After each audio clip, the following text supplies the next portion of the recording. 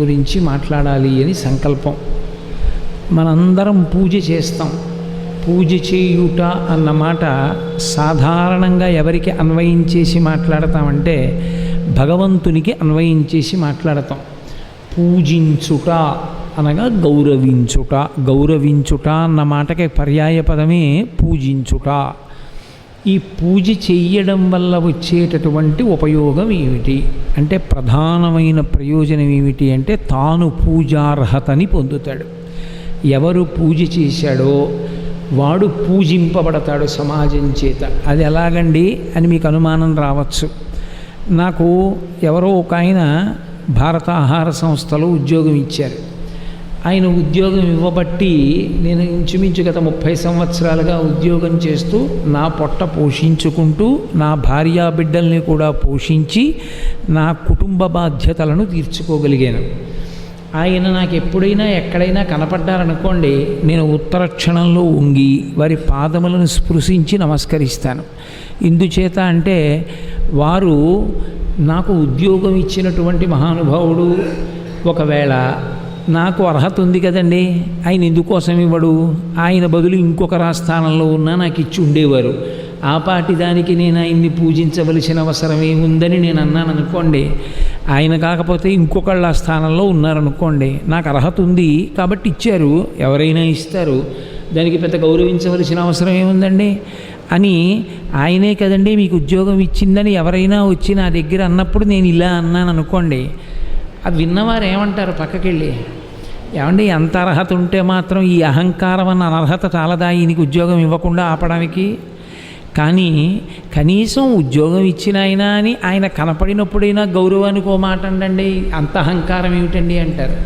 అదే ఒకరు అనవలసిన ప్రయత్నం లేకుండా ఏదో నటన కొరకు కాదు, నిజంగా లోపల నుంచి నాకు కృతజ్ఞతాభావము పెళ్ళుబుకి ఈశ్వరుడే ఈయన రూపంలో నేను ఆర్థికంగా నిలదొక్కుని సమాజంలో ఒక గౌరవం పొందడానికి కారణభూతుడై ఈయన రూపంలోనే నాకు ఒక ఉద్యోగాన్ని కల్పించాడు అని నేను పూర్ణమైన భక్తితో వంగి నమస్కరించాను అనుకోండి. ఎవరన్నా ఆయన మీరు నమస్కారం చేశారు అని అడిగారు అనుకోండి, అయ్యా నాకు ఆయన ఉద్యోగం ఇచ్చారు అందుకని నమస్కారం చేశాను. ఎప్పుడు ఇచ్చారు? ఎప్పుడో 30 ఏళ్ల క్రితం అని నేను అన్నాను అనుకోండి. ఏమంటే 30 ఏళ్ల క్రితం ఎప్పుడో ఉద్యోగం ఇచ్చిన ఆయన కనపడితే అంత గుర్తుపెట్టుకుని నమస్కారం చేశారా? ఈయన దగ్గర కృతజ్ఞతా లక్షణం ఉన్నది అని వెంటనే పర్వాలేదు ఈయన మంచివాడు ఉండో, ఆ పాటి గౌరవం ఆ పాటి కృతజ్ఞత ఉన్నవాడు అని మీరు అంటారా అనరా? అంటే నేను ఎందుకు ఈ ఉదాహరణ ప్రస్తావన చేశానంటే నా గురించి చెప్పుకోవాలని కాదు నేను చెప్పినది, అర్థం అవడానికి. ఎవడు పూజ చేశాడో, పూజ చేయుట అంటే గౌరవించుట, ఎవడు గౌరవమును నేర్చుకున్నాడో వాడు గౌరవమునకు పాత్రతను పొందుతాడు. ఎవడు పూజ చేయడో వాడు పూజింపబడడానికి అనర్హుడవుతాడు. భగవత్ సంబంధమునందు పూజ అన్న మాటకు అర్థం ఏమిటి అంటే, ఏదో ఒక కల్పాన్ని పట్టుకుని 2 పువ్వులు వేయాలి, ఓ అగరత్తు వెలిగించాలి, ఓ దీపం పెట్టాలి, ఓ నమస్కారం చెయ్యాలి, కాస్త 2 పళ్ళో ఓ బెల్లం మొక్కో నైవేద్యం పెట్టాలి ఆయనకి. అదొక తంతు కింద ఏదో ప్రతీ నెల విద్యుత్ శక్తికి ఓ బిల్లు కట్టినట్టు, వాడుకున్న టెలిఫోన్కి ఓ బిల్లు కట్టినట్టు, ఏదో భగవంతుడి మ్రోలకు వెళ్ళి యాంత్రికంగా ఒక నమస్కారం చేశాడనుకోండి, దాన్ని తంతు అంటారు. పూజ చేయుట అన్న మాటకి నిజమైన అర్థం ఏమిటంటే, ఆయన వలన పొందినటువంటి ఉపకారము స్మరణలోనికి వచ్చినటువంటి కారణము చేత ఆయన పట్ల గౌరవమును ప్రకటించుటకు మీరు ఎంచుకున్నటువంటి విధి లేదా క్రియ, దీనికి పూజ అని పేరు. మీకు భగవంతుడు చేసినటువంటి ఉపకారము స్మరణలోకి రావాలి. ఏమిటి పరమేశ్వరుడు చేసిన ఉపకారం? మహోపకారం ఒక్కటే. లోపల ఉన్నది జీవుడు, ఆ జీవుని యొక్క పాపపుణ్యములను జ్ఞాపకం ఉంచుకుని మళ్ళీ ఉపాధి ఇచ్చి, ఒరే నాయన ఈసారి ఈ శరీరంతో జాగ్రత్తగా ఉండి తరించరా అని శరీరాన్ని ఇస్తూ వచ్చాడు. సప్తధాతువులతో కూడిన ఈ చర్మం పంచేంద్రియాలతో కూడుకుని కర్మేంద్రియాలతో కూడుకుని ఇన్నిటిని నిర్మాణం చేసి నడిపించేటటువంటి వాడెవరు? పరమేశ్వరుడు. ఆయన కంటికి కనపడాలా అంటే శాస్త్రంలో ఒక గుర్తు చెప్పారు. ఒక అందమైన మేడ ఒకటి కనపడింది అనుకోండి, అది నా కంటిని ఆకర్షించింది. నేను ఆ మేడ చూడగానే ఏమని అడుగుతాను? ఎవరిదండి ఈ మేడ, ఎవరు కట్టారండి అని అడుగుతానా అడగనా? అలా అందరి శరీరముల యందు పెట్టవలసినటువంటివి అవే. 2 కళ్ళు, 2 ముక్కు కన్నాలు, 2 చెవి కన్నాలు, 1 నోటి కన్నం, పళ్ళు, నాలుక అలాగే పెట్టాలి. కానీ 1,000,000 మందిని తీసుకొచ్చి నిలబెట్టినా ఒకడిలా ఇంకొకడు ఉండకూడదు. అంతకన్నా మహాశిల్పి లోకంలో ఎక్కడుంటాడు? విశ్వ నిర్మాణమును, విశ్వమును ఆధారముగా చేసుకొని విశ్వనాథుణ్ణి గుర్తెరగవలసి ఉంటుంది. భగవంతుడు చేసినటువంటి మహోపకారము మనకి ఒకటే. మనందరం కూడా, ప్రత్యేకించి మనుష్య జాతి, మిగిలిన వాటి సంగతి అలా ఉంచండి, మనుష్య జాతి అంతటికీ కూడా మీకేమిటి కోరికని అడిగారనుకోండి, ఎవరైనా ఒకటే చెప్తారు, సుఖంగా ఉండాలండి. సుఖంగా ఉండాలండి అంటే అసలు సుఖము అన్న మాటకు అర్థం అనుభవం. ఒక అనుభవాన్ని పొందడమే సుఖం. నేను ఈ కంటితో ఈ సభ వంక చూడడం నాకు సుఖం. నా మాట మీకు నచ్చితే నీ చెప్తున్న మాటలు చెవిన పడడం మీకు సుఖం. ఇక్కడికి వచ్చి ఒక సంగీత విద్వాంసుడు ఒక వాద్య పరికరాన్ని మోగించాడు అనుకోండి, అది వినడం సుఖం. ఒక జలపాతం పడుతుంటే చూడడం సుఖం. నా కొడుకు కనపడ్డప్పుడు వాడిని ముట్టుకోవడం నాకు సుఖం.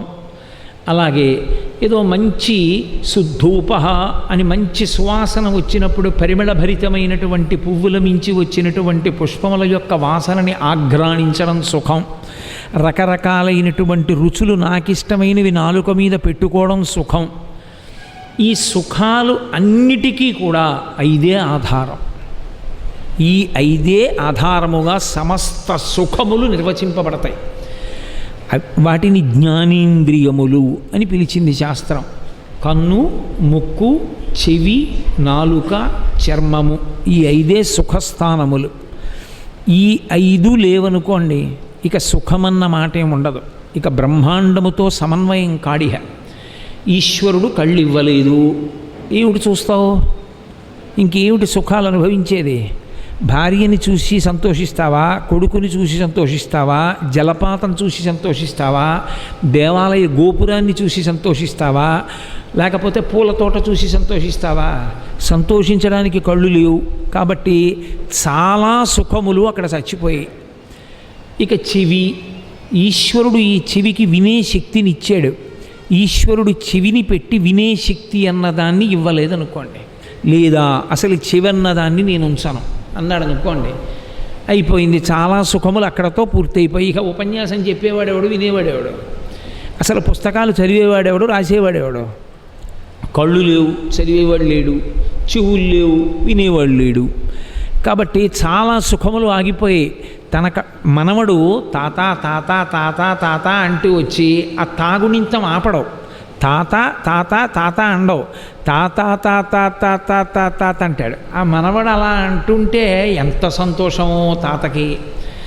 ఏది ఆ చెవులు లేకపోతే ఏం సంతోషిస్తాడు? తనయుల సంభాషణములు జనకులకు కర్ణయుగళి సద్భూషణములు అంటారు పోతన గారు. వచ్చి రాని మాటలు కొడుకు మాట్లాడుతుంటే తండ్రి చెవులకు అవి పెట్టుకున్న ఆభరణాలంత సంతోషంగా ఉంటాయి. సగం సుఖాలు పోయాయి. చర్మము, ఈశ్వరుడు దీనికి స్పర్శశక్తి పెట్టలేదనుకోండి, నిప్పు తగిలినా అంతే, ఓ శీతలవాయువు వచ్చి తగిలినా అంతే, వడగాడ్పు కొట్టినా అంతే, దీని మీద మంచుగడ్డ పెట్టినా అంతే, ఏమీ తెలియదు. దీనికి చర్మం పెట్టి చర్మానికి స్పర్శశక్తి పెట్టాడు కాబట్టి సుఖములు. అలాగే ముక్కు, దీనికి సువాసన దుర్వాసన తెలుసుకోగలుగుతున్నాం కాబట్టి సుఖము. ఇప్పుడు ఈ 5 పెట్టడం కాదు, కన్ను, ముక్కు, చెవి, నాలుక, చర్మము, ఈ 5 పెట్టి వదలలేదు ఈశ్వరుడు. 5 తన్మాత్రలు అంటారు. ఈ తన్మాత్రల చేత బ్రహ్మాండముతో అనుసంధానం అవుతూ ఉంటాడు మనుష్యుడు. శబ్ద స్పర్శ రస రూప గంధములు అంటారు.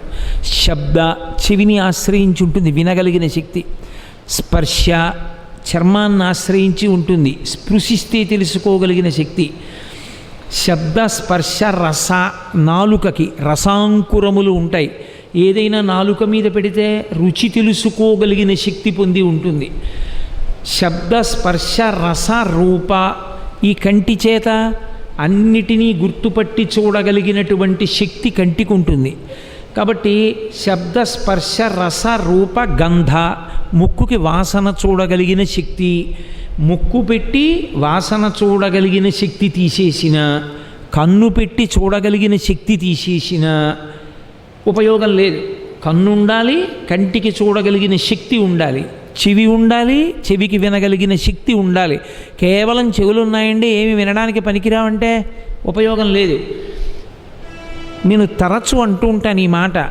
ఒక్కసారి ఊహ చెయ్యండి, శరీరం అంతా ఉంది, ఈ 5 లేవు, లేదా ఈ 5 ఉన్నాయి, వాటికి ఈ శక్తులు తీసేశాడు ఈశ్వరుడు, ఉపసంహారం చేసేసాడు.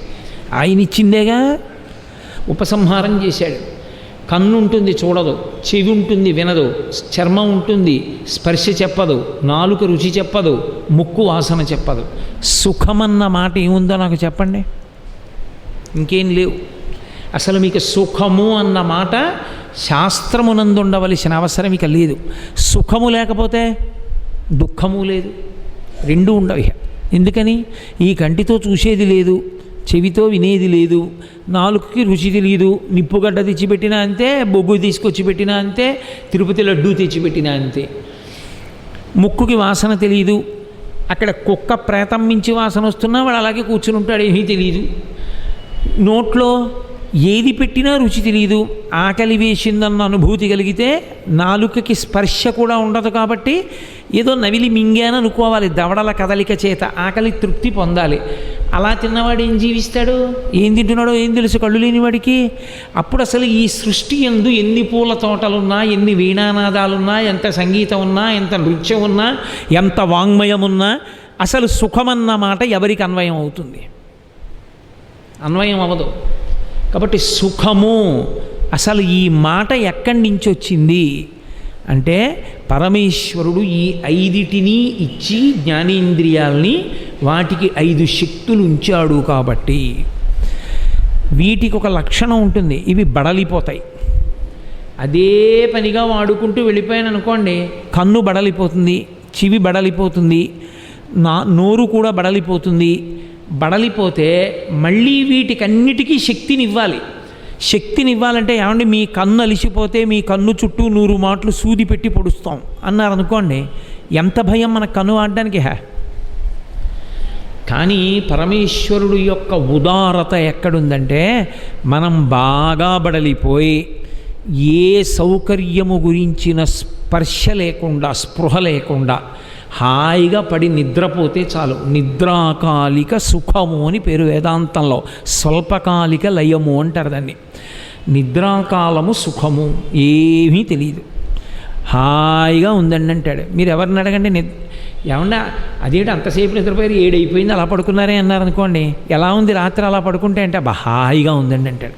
నిద్ర చాలా బాధగా ఉందండి అని ఎవరు అనరు, హాయిగా ఉందండి అంటారు. ఎందుకని? నిద్ర సుఖము. స్వల్పకాలికమైన నిద్ర అన్న సుఖమునందు ఈశ్వరుడు జ్ఞానేంద్రియములు బడలిపోతే వాటికి మళ్ళీ తేజస్సుని సమకూరుస్తున్నాడు.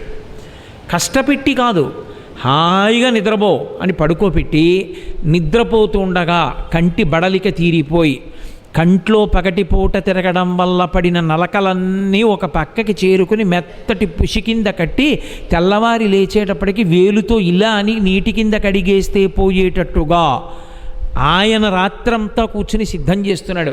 తిని పడుకున్న దాన్ని జీర్ణం చేస్తున్నాడు. ఒకే వేగంతో ఊపిరి తీయిస్తున్నాడు. అరికాళ్ళ నుంచి మెదడు వరకు నెత్తురు ఒకే వేగంతో నడిచేటట్టుగా చేస్తున్నాడు. వడిబాయక తిరిగే ప్రాణబంధుడా అంటాడు అన్నమయ్య. ఇన్ని మహోపకారాలు చేస్తున్నాడు. తెల్లవారేటప్పటికీ ఇంద్రియాలకన్నిటికీ శక్తి. అంత బడలిపోయానంటాడు. అమ్మయ్యా, హాయిగా నిద్రపోయి లేచేటప్పటికీ మళ్ళీ ఎంత శక్తిగా ఉందోనండి అంటాడు. మళ్ళీ మొదలు పెడతాడు పనులన్నీ. అసలు ఇంద్రియములనిచ్చినవాడు ఆయన, ఇంద్రియముల శక్తులు ఇచ్చినవాడు ఆయన. నువ్వు వాటిని యథేచ్ఛగా వాడుకుంటే బడలిపోయిన వాటికి నిద్రాకాలిక సుఖస్వరూపమునందు తిరిగి చైతన్యమిచ్చి వాటికి శక్తి పోసినవాడు ఆయన. నీకు ఎప్పుడో ఎవడో ఓ చిన్న ఉపకారం చేస్తే 10 మాటలు వాడి చెయ్యి ఊపేసి thank you sir, thank you sir, thank you sir అంటావే. మరి పరమేశ్వరుడు రోజు నీకు ఈ ఉపకారం చేస్తున్నాడు. చేసినప్పుడు మొదటి కృతజ్ఞత ఎవరితో మొదలవ్వాలి? ఈశ్వరుడికి కృతజ్ఞత చెప్పడంతో మొదలవ్వాలి. ఈశ్వరుడు నువ్వు రాత్రి గాఢ నిద్రపోతుండగా ఇక నీ ఊపిరి నీ తీయనన్నాడు అనుకోండి. నా ఊపిరి నేను తీసుకున్నాను, నేను నిద్రపోయినప్పుడు నేను తీయించాను ఊపిరి అన్నాడు అనుకోండి, అయిపోయిందంటే తెల్లవారేటప్పటికీ శివము శవము.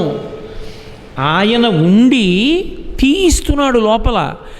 ఆయన వెళ్ళిపోయాడు అనుకోండి, ఆపగలిగిన వాడు లేడు.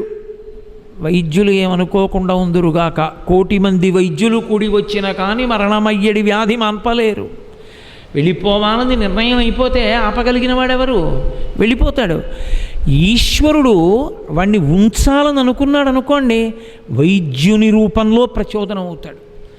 అందుకే వైద్యో నారాయణో హరిహి అని రుద్రాధ్యాయం ప్రథమో దైవ్యోభిషకో అని వేదం కీర్తించింది. వైద్యుడిగా ఎవరుంటారంటే పరమేశ్వరుడు ఉంటాడు. భగవంతుణ్ణి ప్రార్థన చేస్తే మీ అనారోగ్యం తగ్గుతుంది అన్న మాటకు అర్థం ఏమిటో తెలుసా? మీ అనారోగ్యం ఏమిటో కనిపెట్టి దానికి తగిన ఔషధిని ఇవ్వగలిగిన ప్రజ్ఞ వైద్యుని యందు ఈశ్వర కృపగా ప్రకాశిస్తుంది. దానివలన ప్రయోజనం మీరు పొందుతారు. అది దాని అర్థం. అంతేకాని అసలు ఎవరి అవసరం లేకుండా ప్రార్థనలకు తగ్గిపోతాయని సనాతన ధర్మంలో చెప్పరు. అందుకే వైద్యుణ్ణి ఈశ్వరుడిగా ప్రతిపాదన చేస్తారు. ఆ వైద్యుని యందు అదే ఈశ్వరుడు అమిత్ర రూపాన్ని పొందాడనుకోండి, లయకారకుడు అయ్యాడనుకోండి, ఆయనకున్న వ్యాధికి తగిన ఔషధిని ప్రచోదనం చెయ్యలేదనుకోండి, అయిపోయిందంటే వెళ్ళిపోతాడు, లయమైపోతాడు. కాబట్టి ఏది మాట్లాడినా ఈశ్వరుని వైపు పెట్టి అంత విశాల హృదయంతో మాట్లాడుతుంది సనాతన ధర్మం. పనిముట్టు చేస్తుంది ఎవరినైనా.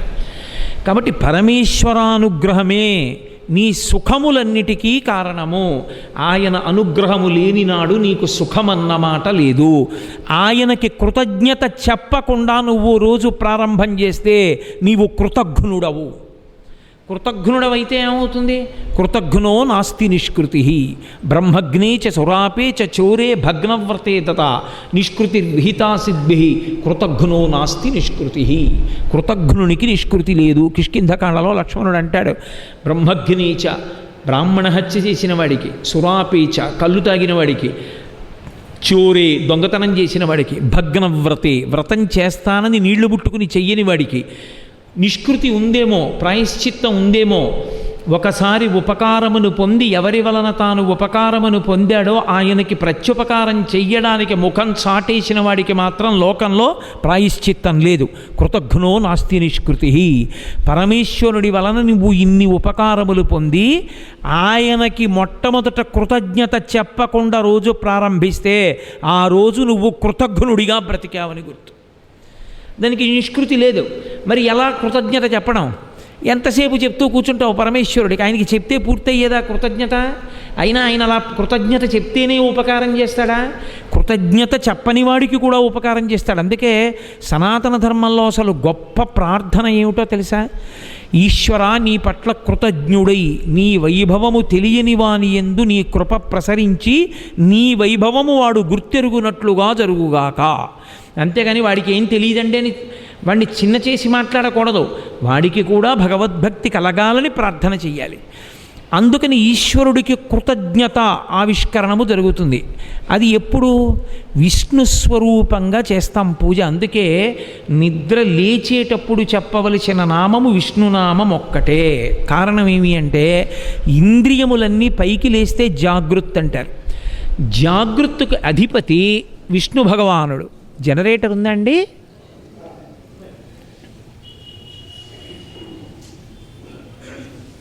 తెల్లవారింది. హరి ఓం. నిద్ర లేస్తూ అంటే ఇంద్రియములు లేచాయి.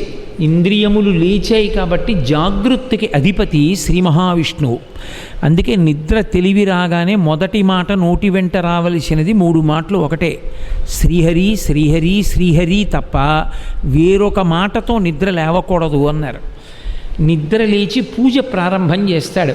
నిద్ర లేచిన తరువాత శాస్త్రంలో ఏమిటంటే వ్యాయామం, యోగాసనం వెయ్యాలి శరీరం యొక్క బలం కోసం. యోగాసనాలు వేసి లేదా శరీరానికి వ్యాయామం ఇచ్చి పూజకి కూర్చుంటాడు. పూజ అంటే ఏం చేయాలి?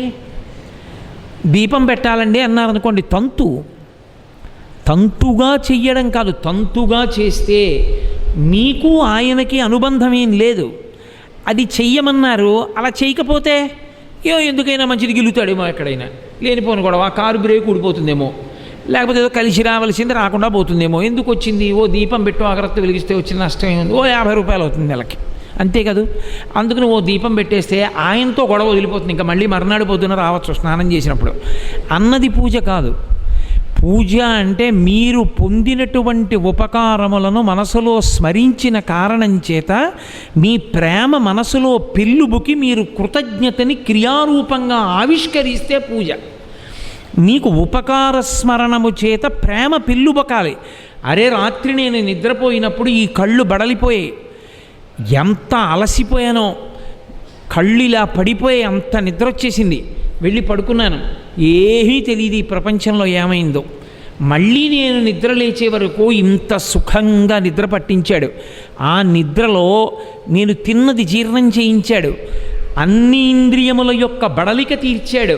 మొదట నేను ఆయనకి నమస్కారం పెట్టద్దు అన్న సంతోషంతో మీరు వెళ్ళి కూర్చున్నది పూజా ప్రారంభం. ఇప్పుడు అందుకే పంచసంఖ్యోపచారిణి అని పేరు ఆవిడికి.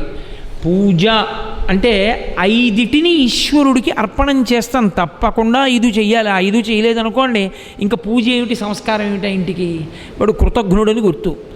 5 చేస్తారు. ఏ 5 అంటే ఏదో గంధ పుష్ప ధూప దీప నైవేద్యములను 5 చెయ్యాలి పూజలో. ఎందుకు అంటే దీపం ప్రజ్వాల్య, సూర్యుడు వెలుగుతున్నాడుగా, దీపం ఎందుకు అంటే అసలు ఈ కంటికి చూపునిచ్చాడు కాబట్టి కంటి వెలుగులో నువ్వు ఈ ప్రపంచాన్ని చూస్తున్నావు. అది ప్రధానమైన సుఖం. నీకు అసలు ఆ చూడడంలో ఉంది సుఖం. చూడడం లేదనుకోండి అభద్రత ఉంటుంది. ఎవరు మీ పక్కన ఉన్నారో తెలియదు, అడ్డం ఏముందో తెలియదు, మీరు ఎటు వెడుతున్నారో తెలియదు, ఎక్కడ పడతారో తెలియదు, మీ ముందు ఎవరు మిమ్మల్ని చూస్తున్నారో తెలియదు, ఎప్పుడూ అభద్రత. మీ మనసు అసలు ప్రసన్నంగా ఉండడం దేనివల్ల జరిగిందంటే కంటికి వెలుగునిచ్చి కంటితో చూడగలిగిన శక్తినిచ్చాడు. దీనికి మీరు ఈశ్వరుడికి ఏం చెప్పి కృతజ్ఞత చెప్పాలి? అసలు ఇంక అక్కడ కూర్చుని కృతజ్ఞత చెప్తూ కూర్చోవాలంతే. అందుకని దాన్ని సంకేతించారు. ఈ కంటికి వెలుగునిచ్చావు, నేనేం చెప్పను నీకు, నాకేం రావు మాటలు చెప్పడానికి, నాకేం శ్లోకాలు రావు ఈశ్వర, నేనేం చెప్పను, ఒక దీపం పెడతాను, ఈ దీపపు వెలుగు చేత నా కంటికి ఇచ్చిన వెలుగుకి కృతజ్ఞత చెప్తున్నాను. ఒక ధూపం వేస్తాను, ఎందుకు ధూపం, ఈ ముక్కునిచ్చావు, దీంతో ఎన్ని సువాసనలు పీల్చి ఆనందం అనుభవించానో, మనసు ఎంత ఉల్లాసం పొందిందో. ఏమిటో బీరకాయ ఆవ పెట్టి వండుతున్నావా ఏమి, అబ్బా ఏమి ఘుమఘుమలాడిపోతుంది, అన్నాళ్ళైంది అలా వండి అని నేను పొంగిపోయాను అనుకోండి, ముక్కు వాసన పీల్చబట్టి కాదు, బా ఏమి మల్లెపూల పరిమళం అంటే నేను సువాసన చేత సుఖమును పొందానా లేదా? ముక్కు వలన నాకు ఇన్ని సుఖాలు ఇచ్చావు. అసలు ముక్కు నుంచి కదండి ఊపిరి వెళ్ళడం. కాబట్టి ఈశ్వర నీకు నేను దానికి ప్రత్యుపకారమని కాదు, కృతజ్ఞతావిష్కారముగా ఇదిగో ధూపం వేస్తున్నాను. నీవు నాకు స్పర్శేంద్రియాన్ని ఇచ్చావు, ఈ చర్మం ముట్టుకుంటే తెలుస్తోంది, అందుకని ఇక్కడ చీమ పాకుతున్నా నాకు తెలిసింది, దోమ కరిస్తే తెలిసింది. నా కొడుకుని ముట్టుకుంటే పొంగిపోయాను, పుత్రగాత్ర పరిష్వంగము అని కొడుకుని ముట్టుకున్నప్పుడు కలిగేటటువంటి సుఖం. ఆఖరికి మృత్యు సమయంలో కూడా కొడుకు తొడ మీద తలపెట్టుకుంటే తండ్రి అంత బాధని మర్చిపోయి ప్రాణత్యాగం చేస్తాడని, అంత గొప్ప సుఖాన్ని ఇచ్చావు, కొడుకుని ముట్టుకునే సుఖాన్ని. కాబట్టి అటువంటి స్పర్శ సుఖాన్ని ఇచ్చినందుకు నా చేత్తో చందనం తీసి నీకు అలదుతాను. బజారులో అమ్మిన చందనం ముక్క తీసుకొచ్చి గుండెలో ఏదో నీళ్లు కలిపి కొయ్యగుండంతా పూసేయడం కాదు, చందనాన్ని అరగతీసి సమర్పణం చేస్తాను. అప్పటికి మూడు కృతజ్ఞతలు ఆవిష్కరించారు. 4వది సుఖస్థానము నాలుక. ఈ నాలుక ఉండబట్టి కదా అన్ని రుచులు, ఒక్క తీపి కాదు, ఆ తీపిలో మళ్ళీ ఎన్ని తీపులు. తిరుపతి లడ్డు ఒక తీపి, ఏదో మైసూరు పాకు ఒక తీపి, పాయసం ఒక తీపి, మామిడి పండు ఒక తీపి, పనసతొన ఒక తీపి. ఒక్క తీపిలో అన్ని తీపిలు తెలుసుకుని పొంగిపోతున్నాను నేను. ఇన్ని రుచులు తెలుసుకుని సంతోషించేటట్టుగా నాకు నాలుకని ఇచ్చినటువంటి నీకు కృతజ్ఞతగా నివేదన చేస్తున్నాను. అందుకు నీ నైవేద్యం ఏదో పండో కాయో బెల్లం ముక్కో నైవేద్యం, నిజానికి కాయ పెట్టకూడదు, పండే. ఏమండి సమోసా పెట్టకూడదా, పకోడీ పెట్టకూడదా నైవేద్యం అంటే నీ భావములు సాత్వికములై ఉన్నాయి. సాత్విక భావనతో ఉన్నవాడు కనుక పదార్థము సాత్వికమై ఉంటుంది తప్ప రజోగుణ తమోగుణ భూయిష్టమైన పదార్థాన్ని నివేదనకు అంగీకరించాలి. అందుకే కాబట్టి అది నైవేద్యం. ఏది సాత్విక పదార్థమో ఓ పాలో కాస్త పెరుగో ఓ బెల్లం ముక్కో అవి నైవేద్యం పెడతారు. ఇక మిగిలిపోయిందేది చెవి. అసలు ఈ చెవే మనుష్య జన్మ యొక్క ఉద్ధరణకి ప్రధాన హేతు. కన్ను చూడడానికి ఎంత ప్రధానమో ఈ చెవి మనిషి ఉద్ధరణ పొందడానికి అంత ప్రధానం. అందుకే వేదం భద్రం కర్ణీభిః శృణుయామ దేవాః అంటుంది. మా చెవులు భద్రముగా ఉండుగాక, ఎప్పుడూ మంచి మాటలను వినుగాక. నువ్వు చదువుకోకపోవచ్చు, కానీ ఒక్క మహాత్ముని యొక్క ప్రసంగాన్ని నువ్వు వింటే 100 పుస్తకములు చదివినట్టు అవుతుంది. ఒక పరమాచార్య అనుగ్రహ భాషణం మీరు చదివారనుకోండి, పరమేశ్వర సంభాషణం మీరు విన్నట్టు. కాబట్టి ఇప్పుడు వినడం ద్వారా మీలో జ్ఞానము కలుగుతోంది. ఈ జ్ఞానము కలగడం చెవుల వలన ఎన్ని మాటలు వింటున్నారో, ఇన్ని విని ఇన్ని సుఖాలు. కొడుకు మాట్లాడితే ఓ సుఖం, మనవడు మాట్లాడితే ఓ సుఖం, అల్లుడు మాట్లాడితే ఓ సుఖం, కూతురు వచ్చి నాన్నగారండి చేతులు పట్టుకుంటే ఓ సుఖం, భార్య వచ్చి ఎందుకు అలా బెంగ పెట్టుకుంటారు, మీరు నమ్ముకున్న పరమేశ్వరుడు మీకు లేడు అని వీపు మీద చెయ్యేస్తే ఒక సుఖం, గురువుగారు వచ్చి తల మీద చెయ్యి పెట్టినప్పుడు కలిగేటటువంటి సుఖం అసలు దేని చేత చెప్పడానికి వీలు లేని సుఖం. ఇన్ని సుఖాలన్నీ కూడా నువ్వు ఆ మాటల వలన చెవుల ద్వారా పొందుతున్నావు. ఇన్ని సుఖములను నువ్వు చెవుల వలన పొంది జ్ఞానాన్ని పొందుతున్నావు కనుక 108 నామములో 1000 నామములో చెప్పి పువ్వులతో పూజ చేస్తారు ఈ శబ్దములకు ప్రతీకగా. అయితే ఏమంటే దీపం అంటే పోని వెలుతురు, బెల్లం ముక్క అంటే నాలుగుకి సంబంధం, ధూపానికి ముక్కుకి సంబంధం, ఏదో చందనానికి చర్మానికి సంబంధం, శబ్దానికి పువ్వుకి సంబంధం ఏమిటి? మరి చెవికి కృతజ్ఞతగా, శబ్దమునకు కృతజ్ఞతగా పువ్వు వాడడం ఏమిటి? తప్పు కదా? అంటే పువ్వుల కొరకే తుమ్మెదలు ఝంకారం చేస్తాయి. ఆ ఝంకారములు ఇంకా ఎవ్వరి కొరకు కాదు, కేవలం పువ్వుల కోసమే ఝంకారం చేస్తూ వస్తాయి. వచ్చి పువ్వు మీద వాలి నిశ్శబ్దమైపోతాయి. మళ్ళీ ఆ తేనె గ్రహించి మళ్ళీ ఝంకారం చేస్తూ వెళ్ళిపోతాయి. ఎవరి కొరకు ఝంకారములో అవి వారికి చెందినవి కాబట్టి వారివే. కాబట్టి ఆ ఝంకారములన్నీ పువ్వుల కొరకు కాబట్టి ఆ శబ్దములన్నీ పువ్వులవే. కాబట్టి పువ్వులకు శబ్దములు ఉన్నట్లే అన్నారు. ఇప్పుడు నేను మీతో ఒక ఉదాహరణ చెప్పాలంటే, నాకు నెలకి ఓ 10,000 రూపాయల ఆదాయం, నా కొడుక్కి నెలకి 1,00,000 రూపాయల ఆదాయం. ఇప్పుడు నేను పేదవాడినా? నా ఆదాయం నెలకి 10,000 కాదు, నేను లక్షాధికారిని. నా కొడుకు ఆదాయమే నాకన్నా తక్కువ. ఎందుకో తెలుసా? వాడిది 1,00,000, నాది 1,10,000. నా కొడుకు ఆదాయం నా ఆదాయం కిందే ఉంటుంది శాస్త్రంలో. ఎందుకనంటే తండ్రి యజమాని, తండ్రి యజమాని అయి ఉన్నాడు కాబట్టి ఆ ఇంట సంపాదన ఆయనదే, అధికారం ఆయనదే అయి ఉంటుంది. కాబట్టి నేను 1,10,000, వాడిది 1,00,000, నాది 10,000 కాదు, 1,10,000 నాది. కాబట్టి నేనే ఐశ్వర్యవంతుణ్ణి. తుమ్మెదల ఝంకారములన్నీ పువ్వులవి కాబట్టి పువ్వులకి శబ్దాలు ఉన్నాయి. కాబట్టి అందుకని ఇన్ని శబ్దములు చెప్పడానికి పువ్వులతో పూజ. సౌకుమార్యమును, ఆ లాలిత్యమును, సుగంధమును వీటితో కలిపి భావప్రకటనం చెయ్యడానికి, ఇన్ని శబ్దములు వినడానికి చెవులిచ్చిన పరమేశ్వరుని యొక్క కృతజ్ఞత చెప్పడం పువ్వులతో చేస్తారు. ఇది పూజ. ఇంతేనా పరమేశ్వరుడు సుఖాలిచ్చింది? ఏసీలు ఇచ్చాడు, కార్లు ఇచ్చాడు, పట్టుబట్టలు ఇచ్చాడు, గొలుసులు ఇచ్చాడు, ముత్యాలు ఇచ్చాడు, పగడాలు ఇచ్చాడు, ఎన్ని ఇచ్చాడు? వీటన్నిటినీ ఇచ్చాడు కాబట్టి నువ్వు చెయ్యగలిగితే 64 ఉపచారములు చేయమన్నారు. చతుషష్ఠుపచారాఢ్య 64 ఉపచారములు పరమేశ్వరుడికి చేస్తారు. ఇవన్నీ పూజ. ఇప్పుడు ఈ పూజ తంతు కొరకు కాదు, ఆయన లేక కాదు, ఆయన సృష్టిలోనివే ఆయనకి ఇస్తున్నారు. కానీ నీ మనసు యొక్క భావన ప్రధానమై ఉంటుంది. ఈ భావన చేత పూజ పరిపుష్టమవుతుంది. ఈ భావన లేదు, పదార్థం ఒకటి ఉంది, మీరు వాడుతున్నారు, అది పూజగా ఈశ్వరుడు స్వీకరించాడు. ఈశ్వరుడేం స్వీకరిస్తాడంటే నీ మనసు అక్కడ పెట్టి ఉన్నావా. అందుకే పత్రం పుష్పం ఫలం తోయం యోమే భక్త్యా ప్రయచ్చతి. నీవు భక్తితో అంటే మనసుతో నాకు అక్కడ పెడుతున్నావా? మనసుతో అన్నప్పుడు నీకు నాకు ఉన్న అనుబంధము నీ స్మరణ యందు నిలబడి ఉన్నదా? అలా నిలబడితే పరమేశ్వరుని పట్ల భక్తి పాశములు పడ్డాయని గుర్తు. లేదు, తంతుగా చేస్తున్నాడు అని గుర్తు. దీని కొరకు శాస్త్రంలో ఈశ్వరుడికి మనకి ఉన్న అనుబంధాన్ని తెలుసుకోమన్నారు. బాగానే ఉందండి, ఇవన్నీ చెప్పారు. ఈ పూజ చేస్తే ఏమవుతుంది? మాకు కృతజ్ఞత చెప్పాం, బాగానే ఉంది. ఇలా పూజ చేసి కృతజ్ఞత చెప్తే దానివలన ఏమిటి ప్రయోజనం? మీరు కొంచెం జాగ్రత్తగా గమనించండి. మీతో నేను ఒక మాట చెప్తాను. నేను చూడకూడనిది ఏదో కనపడింది అనుకోండి, అలా చూడకు అని నేను అన్నాను అనుకోండి. ఒకరోజు నేను ఎందుకో టీవీ చూస్తున్నాను. టీవీ చూస్తూ ఎందుకో ఛానల్ మార్చబోతే ఒక పెద్ద పెనం ఒకటి పెట్టి అందులో కప్పలు వేస్తున్నాడు ఒకతను.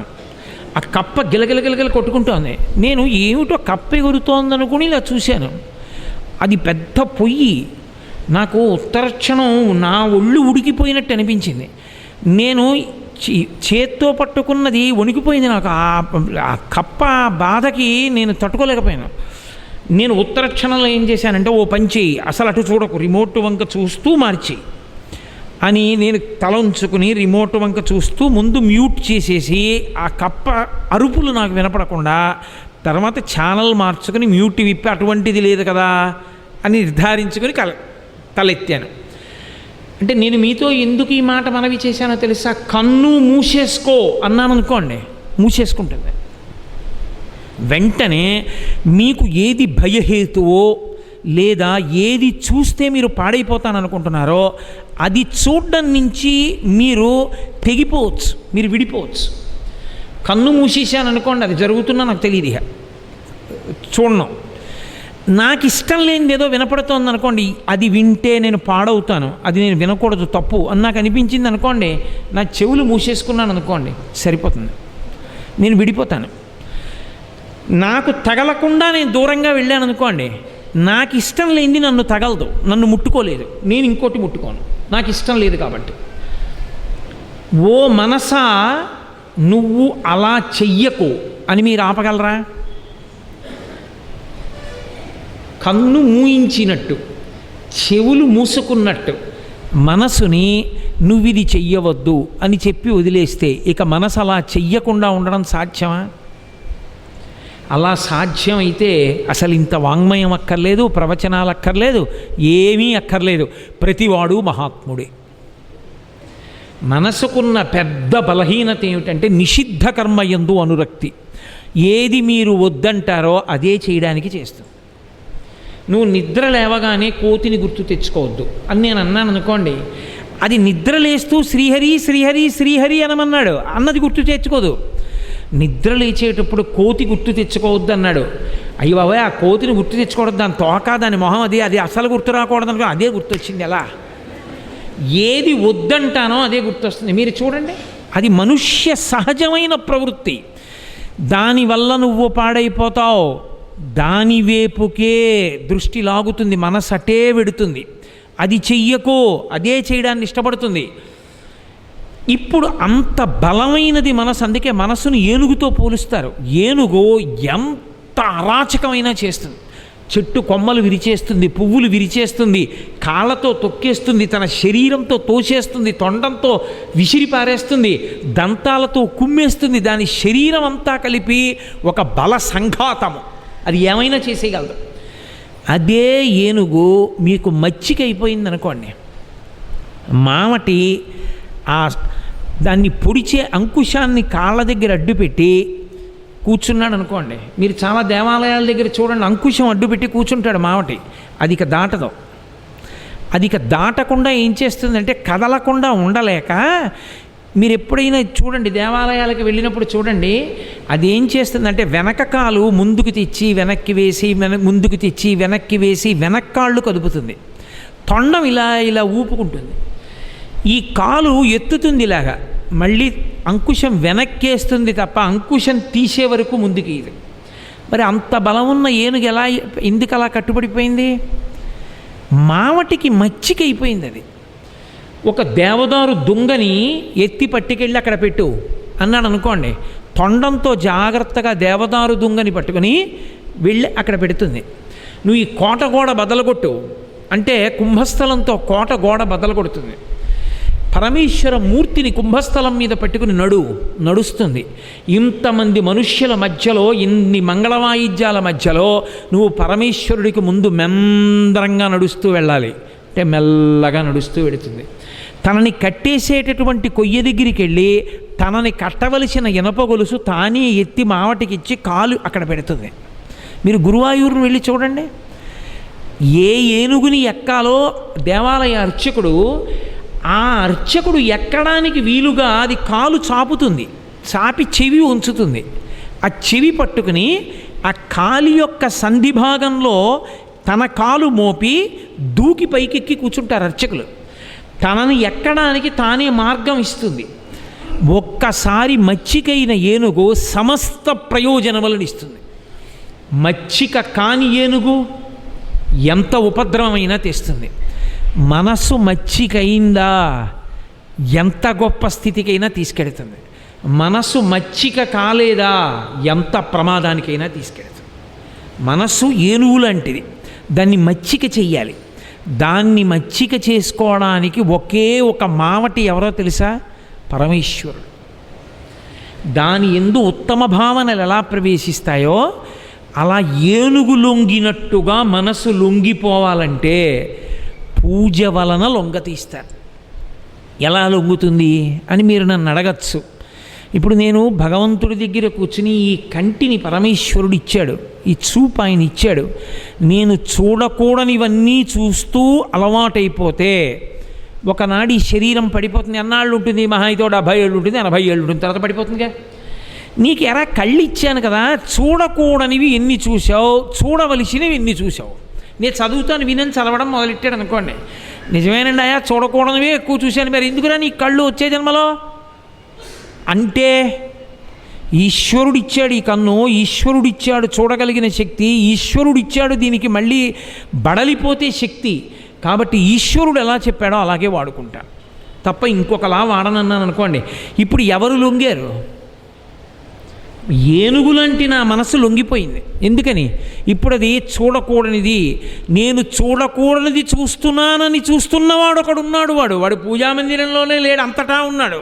వాడు చూస్తున్నాడు. ఏవిరా ఉపన్యాసం చెప్పొచ్చావా, పెద్ద ధర్మపన్నాలు చెప్పొచ్చావా, కూర్చుని నువ్వు చూసేది ఇదే, నువ్వు చూడొచ్చు రావా అని వాడు చూడడం. వాడు రేపు పొద్దున నేను పూజామందిరంలోకి వెళ్ళి కూర్చుంటే ఏవిరా నిన్న రాత్రి నువ్వేం చూసావు, ఎవరు చూడటం లేదనుకుని తప్పుడు చూపు చూసావా లేదా నువ్వు అని నన్ను అడిగితే వెంటనే వద్దు బాబోయ్ పరమేశ్వరుడికి జవాబు చెప్పాలి, మళ్ళీ ఎందుకు వచ్చిన గొడవ చూడడం. ఏనుగు మచ్చికైంది, ఇప్పుడు మనసు మచ్చికైంది. దేనివలన? ఈశ్వరుడి పూజ. ఈ పూజ అన్నది ప్రారంభం చేస్తే దాని యొక్క ప్రభావము భావనలనన్నిటినీ కూడా పవిత్రం చేస్తుంది. భావనలన్నీ మనోజనితములు, అన్ని భావనలు పవిత్రమైపోయాయి అనుకోండి, అసలు లోకంలో 2 వెంటనే పోతాయి, పోలీస్ స్టేషను కోర్టు ఉండవు. ఈ 2 ఎందుకు? భావనలన్నీ పవిత్రములు అయిపోయాయి అనుకోండి, అప్పుడు పోలీస్ స్టేషన్ ఎందుకు, కోర్టు ఎందుకు? ఈ 2 ఉండవు ఈ లోకంలో. అంటే మనసులు పవిత్రం అవ్వాలి అంటే ఏకైక మార్గం ఏది అంటే భగవత్ పూజయే. అందుకే పూజ లేకుండా ఉండడం శాస్త్రం అంగీకరించాల. నీ మనసు అక్కడ చెలిమి అవుతుంది, అక్కడ లొంగుతుంది మనసు, భావములన్నీ పవిత్రమవుతాయి. ఇప్పుడు ఈ పూజ నువ్వు కేవలంగా బయట చేస్తూ వెళ్ళిపోవడం కాదు, ఒక తంతుగా విస్తరించుకుంటూ వెళ్ళిపోతూ ఉంటావు. ఇది ప్రారంభాన్ని జ్ఞాపకం చేసుకుంటూ ఉంటావు.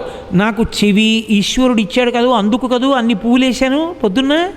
మరి ఈ చెవితో నేను వినకూడనివన్నీ వింటుంటే ఈశ్వరుడికి తెలియట్లా వినకూడనివన్నీ వింటున్నావని. ఎందుకురా నీ పూజ కాల్సనా, వినకూడనివన్నీ వింటావని అడగడు, కాబట్టి వినను. లొంగుతోంది మనస్సు. ఈ పూజ పై పూజ, ఇది కూడా మనస్సుని మచ్చిక చేసుకోవడానికే. నేను చెప్పిన పంచోపచారాల ప్రధానంగా పూజ సాగుతుంది. కానీ మీరొక్కటి గమనించండి, ఇలా మీరు కేవలంగా ఒక గదిలో కూర్చుని ఒక మూర్తిని పెట్టుకుని పూజ చేసుకుంటూ ఉంటే తప్ప ప్రతిరోజు మీరు అసలు మీ జీవితాన్ని పరమేశ్వరుడితో అనుసంధానము చేయలేను. అలా ఎప్పుడూ జ్ఞాపకం తెచ్చుకుంటూనే ఉండాలి అని మీరు అన్నారనుకోండి, అప్పుడు పూజా మందిరంలో చచ్చిపోవడం వినా మరో మార్గం లేకుండా అయిపోతుంది. అంటే ఎప్పుడూ వెనక్కి తీస్తూ ఉండడమే కాదు, పైన పూలతో పూజ చెయ్యగా చెయ్యగా చెయ్యగా పరమేశ్వరుడికి 8 పువ్వులతో పూజ లోపల ప్రారంభం కావాలి. ఇప్పుడు వచ్చాను నేను శీర్షిక దగ్గరికి. ఆ 8 పూల పూజకే అష్టపుష్ప పూజ అంటారు. ఈ 8 పువ్వులలో ఏ ఒక్క పువ్వైనా నీ జీవితంలో బయట చేసే పూజ వల్ల లోపల ఆ పువ్వుతో పూజ చేయడం అలవాటు పడితే దాని వలన వాడు ఏమవుతాడంటే తరించిపోతాడు. అది నిరంతరమైన అర్చన కింద మారిపోతుంది. దానికి బాహ్యంలో ఉన్న పువ్వులు అక్కర్లేదు, ఎదురుగుండా పరమేశ్వరుని మూర్తి అక్కర్లేదు, అది నీ స్వభావంగా మారిపోతుంది. ఈ స్వభావంగా మారడానికే పువ్వులు వాడతారు పూజలో. ఎక్కువ వాడేవి పువ్వులే, అగరవత్తులును అవి ఎక్కువ వాడరు. ఇన్ని దీపాలు పెట్టాలని లేదు, పువ్వులే ఎక్కువ తెస్తారు. అసలు తోమాల అని ఇంత మాల వేస్తారు వెంకటేశ్వరుడికి పైనుంచి ఇలా. ఎందుకు ఆ తోమాల అంటే తోమాల సేవ అని ఒక సేవ వెంకటేశ్వర స్వామి వారికి ఉదయం ఆ దండ తీసుకురావడం, అది వేయడం, కూర్చోబెట్టి చూపిస్తారు ఆయనకి, ఉభయనాంచారులకి చుట్టడం అవిని. ఎందుకది అంటే ఇన్ని పూలతో ఇంతలావు దండ పట్టికెడుతున్నప్పుడు ఆ దండ వాసన తగులుతుంది. పరమేశ్వరుడికి ఇలా అలంకారం చేస్తే మీరు ఆయనకి అంత దూరంలో నించున్న వాసన తగులుతుంది. పరమేశ్వరుని తోమాల వాసన మీకు తగిలితే గత జన్మ వాసనలు విరిగిపోతాయి. గత జన్మలో ఉన్నటువంటి లక్షణాలు కొన్ని ఉంటాయి, ఆ దుర్వాసనలు వెంబడిస్తూ ఉంటాయి. ఆ వెంబడిస్తున్నటువంటి దుర్వాసనలు పోయి సద్వాసనలుగా మారుతాయి. మీరు చూడండి, సాయంకాలం అయ్యేటప్పటికి 7 అయ్యేటప్పటికి దేవాలయానికి ఎడతాడు ఒక ఆయన. వెళ్ళకూడని చోటికి వెళ్ళి ఏవో కొద్దిగా అట్టముక్కలు పట్టుకుని ఇలా అనుకుంటూ ఆడుకుంటూ కూర్చుని ఐశ్వర్యం అంతా నాశనం చేసుకుంటాడు ఒక ఆయన. నిశ్శబ్దంగా వెళ్ళిపోతుంది ఐశ్వర్యం. 7 అయ్యేటప్పటికి అక్కడికి వెళ్లకుండా ఉండలేడు ఆయన, 7 అయ్యేటప్పటికి ఇక్కడికి వెళ్లకుండా ఉండలేడు ఈయన. ఎందుకు వచ్చింది ఈ తేడా? వాసనాబలం. గత జన్మలో వాసన తెచ్చుకుంది మనసు. ఇది విరగాలంటే పరమేశ్వరుని తోమాల వాసన చూడాలి. అందుకు తోమాల సేవ అని ప్రత్యేకంగా మాలా సేవ చేస్తారు. పరదేవతకి కూడా ఉంది అది, అమ్మవారికి కూడా పెద్ద దండ వేసి అలంకారం చేస్తారు. అందుకే ఇది లోపల 8 పువ్వులతో పూజ నిరంతరం నడిచిపోవాలి. ఇది స్వభావము మారిపోవుట అంటారు. ఒకలా పుట్టి ఒకలాంటి వాసనలతో పుట్టి వేరొక వాసనలు మొగ్గ తొడుగుతాయి. ఆ 8 పువ్వులు ఏవి అని అడిగారు. అహింసా ప్రథమం పుష్పం, పుష్పమింద్రియ నిగ్రహ, సర్వభూత దయా పుష్పం, క్షమా పుష్పం విశేషత, శాంతి పుష్పం, తప పుష్పం. ఇక్కడ వరకు 6 పువ్వులు. ఈ 6 పువ్వులు అయిపోయిన తర్వాత ధ్యానం పుష్పం తథైవచ 7 పువ్వులు. సత్యమష్టవిధం పుష్పం, సత్యం దీనితో 8 పువ్వులు. సత్యమష్టవిధం పుష్పం విష్ణోః ప్రీతికరం భవేత్. ఈ 8 పువ్వుల చేత యథార్థమునకు విష్ణువు ప్రీతి చెందుతున్నాడు. ఇవి లేకుండా బాహ్య పూజ ఒకటే చేసుకుంటూ వెళ్ళిపోతే తంతు అయిపోతుంది. ఎల్కేజీ చదవడం బాగుంటుంది, 5వ క్లాస్కి వెళ్ళాక హాయిగా ఎల్కేజీలో ఇంత గొడవ లేదన్నా వాళ్ళు దిద్దేస్తే చాలు అని. కానీ నిజంగా ఎల్కేజీ చాలా చిన్నది, హాయిగా ఉంటుందని ఎల్కేజీలోనే కూర్చుంటావా ఎన్నాళ్ళైనా? కష్టమైనా నిష్ఠూరమైనా ఎంఏ పిహెచ్డి చదవాలా వద్దా? అలాగే నువ్వు క్రమంగా స్వభావమునందు 8 పువ్వులు చేర్చుకోవాలి. ఈ 8 ఇక పూజ ఉండదు. ఈ 8 గుణములుగా ఎవరికి భాషిస్తాయో, గుణము అంటే స్వభావము, ఆ స్వభావం అటువంటిది. ఆ స్వభావంలో ఆ లక్షణం ఉంటుంది. ఆ లక్షణము ప్రకాశిస్తే గుణం అవుతుంది గౌణము. ఆ గుణము ప్రకాశిస్తే అది ఈశ్వరుడు నిరంతర పూజగా స్వీకరిస్తూ ఉంటాడు. దానివలన ఈశ్వరుడు యందు చేరిపోతాడు. అందులో మొట్టమొదటి పువ్వేది? అహింస ప్రథమం పుష్పం. మొట్టమొదటి పువ్వు అహింస. అహింస అన్న మాటకు అర్థం మీ అందరికీ తెలుసు. అహింస అంటే బాధ పెట్టకుండుట, చెనకకుండుట, చంపకుండుట, కొట్టకుండుట, బాధ కల్పింపకుండుట. అయితే అంత తేలిగ్గా ఏం మాట్లాడదు వేదం మాట్లాడితే. వేదం అంది హింస లేకపోతే అహింస కదూ. అహింస ఉండడం అంటే అర్థం ఏమిటి? హింస లేకపోవుట. హింస అంటే ఏమిటి? బాధ పెట్టడం, ఒకరిని కొట్టడం, ఒకరిని తిట్టడం, ఒకరిని చంపడం, ఒకరిని గాయపరచడం, ఇదంతా హింస. ఈ హింస లేకపోతే అహింస. హింస అసలు ఎన్ని రకాలుగా చేస్తారు అంటే మనోవాక్కాయ అంది. త్రివిధములైన హింస: మనో సంబంధము, వాక్ సంబంధము, కాయిక సంబంధము.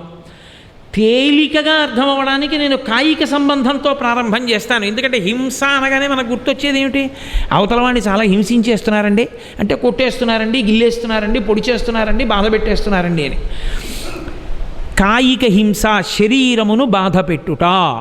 మీరొక్కటి బాగా ఆలోచించండి.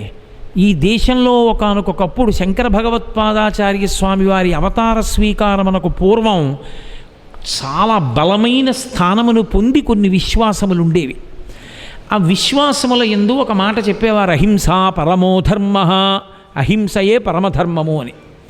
వేదం అంది అసలు పరిపూర్ణమైన అహింసతో బ్రతకగలిగిన వాడు లోకమునందు ఉండడు అంది. అసలు ఆ మాట లేదండి. అసలు పూర్ణంగా నేను ఏ హింస చెయ్యకుండా బతుకుతానండి, అసలు అటువంటి ప్రాణి లోకమునందు ఉండదని గుర్తుపెట్టుకో అంది. కాబట్టి అలా చెప్పద్దు, అది తప్పది, అలా చెప్పకూడదని చెప్పింది. అంటే సనాతన ధర్మంలో వేదం మాట్లాడితే ఎంత ఆచరణాత్మకంగా, ఎంత యథార్థమునకు దగ్గరగా మాట్లాడుతుందో చూడండి. అసలు మీరు ఏ హింస చేసినా మహాపాపమే అని నేను అన్నాను అనుకోండి, ఈ మాట నేనంటూ హింస చేస్తున్నాను. ఎందుకో తెలుసా? నేను ఇప్పుడు ఈ మాట గట్టిగా చెప్పడంలో, ఈ మైక్లోంచి ఆ శబ్దం అంత గట్టిగా రావడంలో, ఆ శబ్ద తరంగాలకి కొన్ని ప్రాణులు చచ్చి కింద పడిపోతున్నాయి. ఇప్పుడు నేను ఏమండి మీరు ఏ హింస చేసినా పాపం అని చెప్పి నా పాపం మూట కట్టుకున్నాను. ముందు చేసింది నేనే. అసలు హింస చేయకుండా ఎలా ఉంటారు? నేను ఇలా కూర్చుంటే ఇక్కడ కొన్ని సూక్ష్మజీవులు చచ్చిపోయాయి, ఇగో ఇక్కడ పడి ఉన్నాయి. నా చేతులు తగిలి చచ్చిపోయాయి. ఆ పువ్వుల్లో కొన్ని ఉంటాయి, నాకేసారు ఆ పూలదండలు. నేను బరువు వాటిని భరించలేక తీసి పక్కన పెట్టాను. ఆ పువ్వు కింద ఉన్న పువ్వులో ఉన్న జీవి ఒకటి, ఓ చిన్న పురుగు ఈ పై పూల చేత కప్పబడి చచ్చిపోయింది. నేను చంపలేదా ఆ పువ్వుల్లో పురుగుని? నేనే చంపాను. ఉదయం నేను పలహారం చేశాను. నా భార్య ఏదో పదార్థం పచనం చేసింది. నా కొరకు పచనం చేసినప్పుడు ఆ పదార్థాన్ని ఆశ్రయించి ఉన్న జీవులు చచ్చిపోయాయి. అన్నం వండింది. పాత బియ్యం అన్నం తీసి కడుగుదామని నీళ్లు పోసినప్పుడు చిన్ని పెంకి పురుగులు పైకి తేలుతాయి. బియ్యం బాగా కడిగేసి వంపేస్తే ఆ నీటి ధారలో ఆ పురుగులు పడి చచ్చిపోయాయి. నేను అన్నం తిన్నాను అన్నప్పుడు నేను కొన్ని పురుగులను చంపాను, కొన్ని జీవులు చచ్చిపోతే నేను అన్నం తిన్నాను. ఏమండి అదేమిటండి? అలా అయితే మరి ఇంకా అసలు హింస చేయనివాడు ఎవరు? హింస పూర్ణంగా చెయ్యకుండా ఉండగలిగిన వాడు లేడు. ఎవడైనా అంటే పచ్చబద్ధం. పూర్తిగా అహింస చెయ్యండి, అంతకన్నా అర్ధరహితమైన ప్రతిపాదన ప్రపంచమునందు వేరొకటి లేదు. అహింస అహింస అన్న మహాత్మా గాంధీ గారు ఒకానొకప్పుడు గోశాలలో ఉన్న ఒక ఆవు దూడ తట్టుకోలేనంత ఖేదం పుట్టి పుండు పుట్టి అసలు ఇంకా అది బాధ తట్టుకోలేక గిలగిలలాడిపోతుంటే గాంధీ గారికి చెప్తే గాంధీ గారు పశువైద్యుడితో అన్నారు, దానికి ఇక వైద్యం చెయ్యొద్దు, చనిపోనివ్వండి అన్నారు. ఎవరు? అహింస సాధనంగా స్వీకరించిన గాంధీ గారు. గాంధీ గారి చరిత్రలో ఉంది. ఒకానొకప్పుడు గాంధీ గారు ఆ మాట చెప్పవలసి వచ్చింది. మరి ఆవు దూడ చనిపోతుంటే దాన్ని బతికించే ప్రయత్నం చేసి అంత బాధ పెట్టడం కన్నా వదిలేసేయండి అన్నారు. ఒక్కసారి పోతుంది, చనిపోతుంది, గొడవ వదిలిపోతుంది అన్నారు. ఎవరు ఉండగలరు నాకు చెప్పండి? ఒక వ్యవసాయదారుడు చంపి తీరాలి, కార్మికుడు చంపి తీరాలి, ఓ ఆఫీసులో ఉద్యోగం చేసేవాడు ఫైల్ తీసి ఇలా దులిపితే అందులో ఉన్న సూక్ష్మాంగజీవులు చచ్చిపోయాయి, కుర్చీలో కూర్చుంటే చచ్చిపోయాయి, టేబుల్ లాగితే చచ్చిపోయాయి, ప్రతి క్షణం చచ్చిపోతూనే ఉన్నాయి. నేను మళ్ళీ కారెక్కి ఇంటికి వెడితే ఆ కారు కింద పడి ఎన్ని చచ్చిపోతాయో. మరి ఇన్ని చనిపోతున్నప్పుడు హింస చెయ్యవద్దు, హింస చేస్తే మహాపాపము అని నేను అన్నాను అనుకోండి. అసలు పాపము నుండి విడుదల పొందగలిగిన వాడు ఎవరైనా ఉన్నాడా? ఆఖరికి వాడు చచ్చిపోయిన తర్వాత ఒక్కొక్కసారి వాడి చెవిలో చీమలు దూరుతాయి. నేను ఒక ఆవిడ్ని చూశా, ఆవిడ రేపు చనిపోతుందనగా మరి వాటికి ఎలా తెలుస్తుందో నిజంగా ఒక్కొక్కసారి ఆశ్చర్యం అనిపిస్తుంది, మనకన్నా వాటికే తెలుస్తుందేమో అని. చీమలు వెళ్ళిపోయాయి లోపలికి. వెళ్ళిపోతే ఆవిడ కుయ్యో కుయ్యో కుయ్యో అంటున్నారు. ఏమిటి కుయ్యో కుయ్యో అంటున్నారని చెప్పి పాప కొడుకు కోడలు చాలా ఉత్తములు.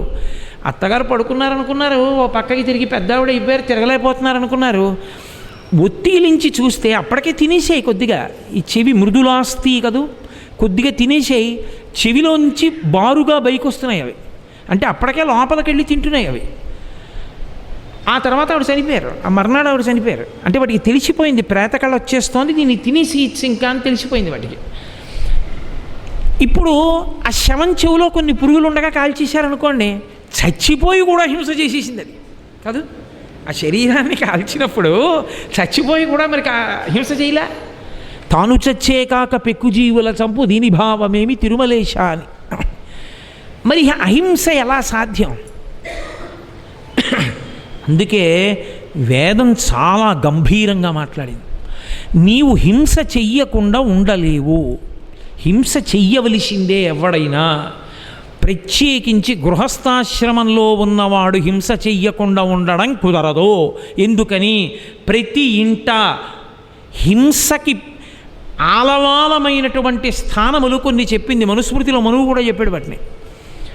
అందులో ప్రధానమైనది ఏది? పొయ్యి, తిరగలి, రోలు, చీపురు, ఇంటిని తుడిచేటటువంటి తడి బట్ట, కత్తిపీట, ఇంట్లో వాడేటటువంటి రోకలి, ఇవన్నీ కూడా హింసాస్థానములుగా గుర్తింపబడ్డాయి. ఇవి మీరు వాడారో ప్రాణులు చచ్చిపోయాయని గుర్తు. ఇల్లు తుడుచుకున్నారనుకోండి చచ్చిపోయాయి అంతే. కొన్ని కింద పాకేవి కంటికి కనపడడం ఎన్నో చచ్చిపోతాయి. ఫినాయిల్ వేసి తడిబట్ట పెట్టి తుడిచేశారనుకోండి చచ్చిపోయాయి అంతే. దాని పేరే డిజిన్ఫెక్టెంట్ అంటారు కదా. ఎన్ని సూక్ష్మాంగజీవులు చచ్చిపోతాయి. రోలు దంపారనుకోండి చచ్చిపోతాయి. పొయ్యి వెలిగించారనుకోండి చనిపోతాయి. కత్తిపీటకి కోశారనుకోండి చనిపోతాయి. లోపల ఉండిపోతాయి, ఒక్కొక్కసారి ఉండిపోయి చనిపోతాయి. ఆశ్రయించి ఉంటాయి, చనిపోతాయి. మరి ఇంత చనిపోతుంటే హింసాస్థానములను నువ్వు విడిచిపెట్టి ఉండగలవా? ఇవేవీ లేకుండా ఉండగలవా? కుదరదు. కాబట్టి వేదం అంది పూర్ణమైన హింస లేకుండా, అసలు అహింస అన్నది తూచా తప్పకుండా పాటించగలిగిన ప్రాణి ఈ ప్రపంచమునందు ఉండదు. మరి పాపం అవుతుందా? అవ్వకుండా మార్గం చెప్పింది. నువ్వు ఎప్పుడూ 5 యజ్ఞములను చేస్తూ ఉండాలి ఎందు యజమానిని. గృహస్థుగా ఉన్నవాడు ఎవరుంటాడో వాడు ఎప్పుడూ 5 యజ్ఞములు ఇంట్లో నడుస్తూనే ఉండాలి. ఏమిటి 5 యజ్ఞములు? బ్రహ్మయజ్ఞము 1, దైవయజ్ఞము 2, పితృయజ్ఞము 3, మనుష్యయజ్ఞము 4, ఆ తర్వాత భూతయజ్ఞము 5. ఈ 5 యజ్ఞములు చెయ్యాలి. మొట్టమొదటిది బ్రహ్మయజ్ఞము. బ్రహ్మయజ్ఞము అంటే అసలు నువ్వు ఒక విషయాన్ని ఏది చెయ్యాలి, ఏది చెయ్యకూడదు, ఎలా చెయ్యొచ్చు, ఎలా చేయకూడదు, ఎలా విడిపడతావు అన్నది నీకు తెలియాలంటే, శాస్త్ర ప్రమాణం తెలియాలంటే నువ్వు శాస్త్రం చదువుకోవాలా వద్దా? నువ్వన్నా చదువుకోవాలి. నువ్వు చదువుకోలేదు, చదువుకున్నవాడి దగ్గరికి వెళ్ళి వినన్నా వినాలా ఆయన చెప్తున్నప్పుడు? బ్రహ్మయజ్ఞము అన్న మాటకు అర్థం ఏమిటంటే వేదం చదువుకోవడం. నాకు వేదం చదువుకోవడం రాదండి. వేదముతో సమానమైనవి చదువు కనీసం. వేదోపబృంహణము రామాయణము, పంచమ వేదము మహాభారతము. నువ్వు అవి చదువుతుంటే నీకు ధర్మం ఏమిటో అర్థమవుతుంది. భీష్ముడు చెప్తాడు, ధర్మరాజు చెప్తాడు, ఎక్కడికక్కడ రామచంద్రమూర్తి ఆచరించి చూపిస్తారు, వశిష్ఠుడు చెప్తాడు, విశ్వామిత్రుడు చెప్తాడు. కాబట్టి నువ్వు అవి చదువు. అవి చదువుతూ ఉంటే నీ మనసులో పట్టుకున్నటువంటి శంకలు తొలగుతాయి. ఇది బ్రహ్మయజ్ఞము. ఇది ఒకటి చేస్తే నువ్వు తప్పనిసరి పరిస్థితుల్లో చేస్తున్నటువంటి హింస పాపముగా నిన్ను అంటుకోదు. ఇది ఎటువంటిది అంటే వాటర్ ప్రూఫ్ జాకెట్ వేసుకుని బయట నడుస్తున్నాడు అనుకోండి వర్షంలో, ఆయన తడవడం. ఎందుకని? పైన రెయిన్ కోట్ ఉంది, అందుకని ఆయన తడవడం. శాస్త్రాన్ని తెలుసుకుని ఓ ఇంతవరకు నేను ఇలా ఉంటే అది హింస కింద రాదు అని తెలుసుకున్నాడు అనుకోండి, అప్పుడు హింస అని బెంగపెట్టుకోడు. కాబట్టి బ్రహ్మయజ్ఞము శాస్త్రం చదవడం. రెండవది దైవయజ్ఞము. దైవయజ్ఞము అంటే భగవంతునకు హవిస్సునిచ్చుట. హవిస్సు అని చెరువు అని వండి స్వాహ అన్న మంత్రంతో అగ్నిహోత్రముఖంగా ఈశ్వరుడికి ఇస్తారు. యజ్ఞము వలన 3 ప్రయోజనములు సమకూరుతాయి. ఒకటి ఇక్కడ శరీరం పడిపోయిన తర్వాత ఊర్ధ్వలోకవాసం. 2 లోకమంతా సుభిక్షంగా ఉండి దేవతల యొక్క అనుగ్రహాన్ని పొందిన కారణం చేత వాళ్ళు తిరిగి ఇచ్చేటటువంటి వర్షం వలన పాడి పంటలు సమృద్ధిగా కలగడం. 3 జీవుడు సంస్కరింపబడి ఉత్తమమైనటువంటి సంస్కారం ఏర్పడడం, 10 మంది కోసం బ్రతికేటటువంటి లక్షణం ఏర్పడడం. ఇటువంటి 3 కలగాలంటే యజ్ఞం చెయ్యాలి. అగ్నిముఖంగా హవిస్సివ్వడం అన్నది సనాతన ధర్మమునందు ఒక్కదాని ఎందే ఉంది, ఇంకా ఎందులోనూ లేదు. కాబట్టి దైవయజ్ఞము, 3వది పితృయజ్ఞము. నిన్ను నీ తండ్రి ఎంతో కష్టపడి కన్నాడు. నీ తండ్రి యొక్క అనుగ్రహము వలన ఈ శరీరం నిలబడింది. ఆయనలోని తేజస్సు హృదయక్షేత్రము నుండి కదిలితే కొడుకు పుట్టాడు. అమ్మ తండ్రి యొక్క శుక్రమునకు తన శోణితమును కలిపి ఎంత పడరాని బాధపడి కడుపులో ఆశ్రయం ఇచ్చి ప్రసవ వేదన పడి పాలిచ్చి పెంచి పెద్ద చేసింది. ఆ మాతాపితరులు శరీరం విడిచిపెట్టారు. విడిచిపెట్టిన రోజు ఏదో ఆ రోజు జ్ఞాపకం పెట్టుకుని వాళ్ళకి కవ్యం ఇచ్చుట, అగ్నిహోత్రముఖంగా మాతాపితరులకు అన్నం పెడతారు. దాన్ని కవ్యం అంటారు. దేవతలకు ఇస్తే హవ్యం అంటారు. హవ్యం కవ్యం రెండింటినీ అగ్నిహోత్రుడే తీసుకెడతాడు. కాబట్టి శ్రాద్ధ కర్మనాచరించుట దానికి పితృయజ్ఞము అంటారు. అమావాస్య పితృదేవతలు వస్తారు, బొటనవేలి మించి నీటి ధార విడిచిపెడతారు. పితృతర్పణమని విడిచిపెట్టాలి. మధ్యాహ్నం విడిచిపెడితే ఆ నీళ్లు తాగి వాళ్ళు వెళ్ళిపోతారు. కాబట్టి పితృతర్పణం చెయ్యడం ఇవి పితృయజ్ఞము. తల్లికి తండ్రికి శరీరంతో ఉన్నప్పుడు శుశ్రూష చేయడం. తల్లి తండ్రి శరీరం విడిచిపెడితే వాళ్ళకి కావలసినటువంటి ఉత్తర గతుల కొరకు నీవు చెయ్యవలసినటువంటి కర్తవ్యాన్ని నువ్వు చెయ్యడం. ఏమంటే మా నాన్నగారు మా తాతగారికి తదినం పెట్టలేదు, నీకు అనవసరం. నేను యథార్థం మాట్లాడుతున్నాను, శాస్త్రం మాట్లాడుతున్నాను నేను మీతో.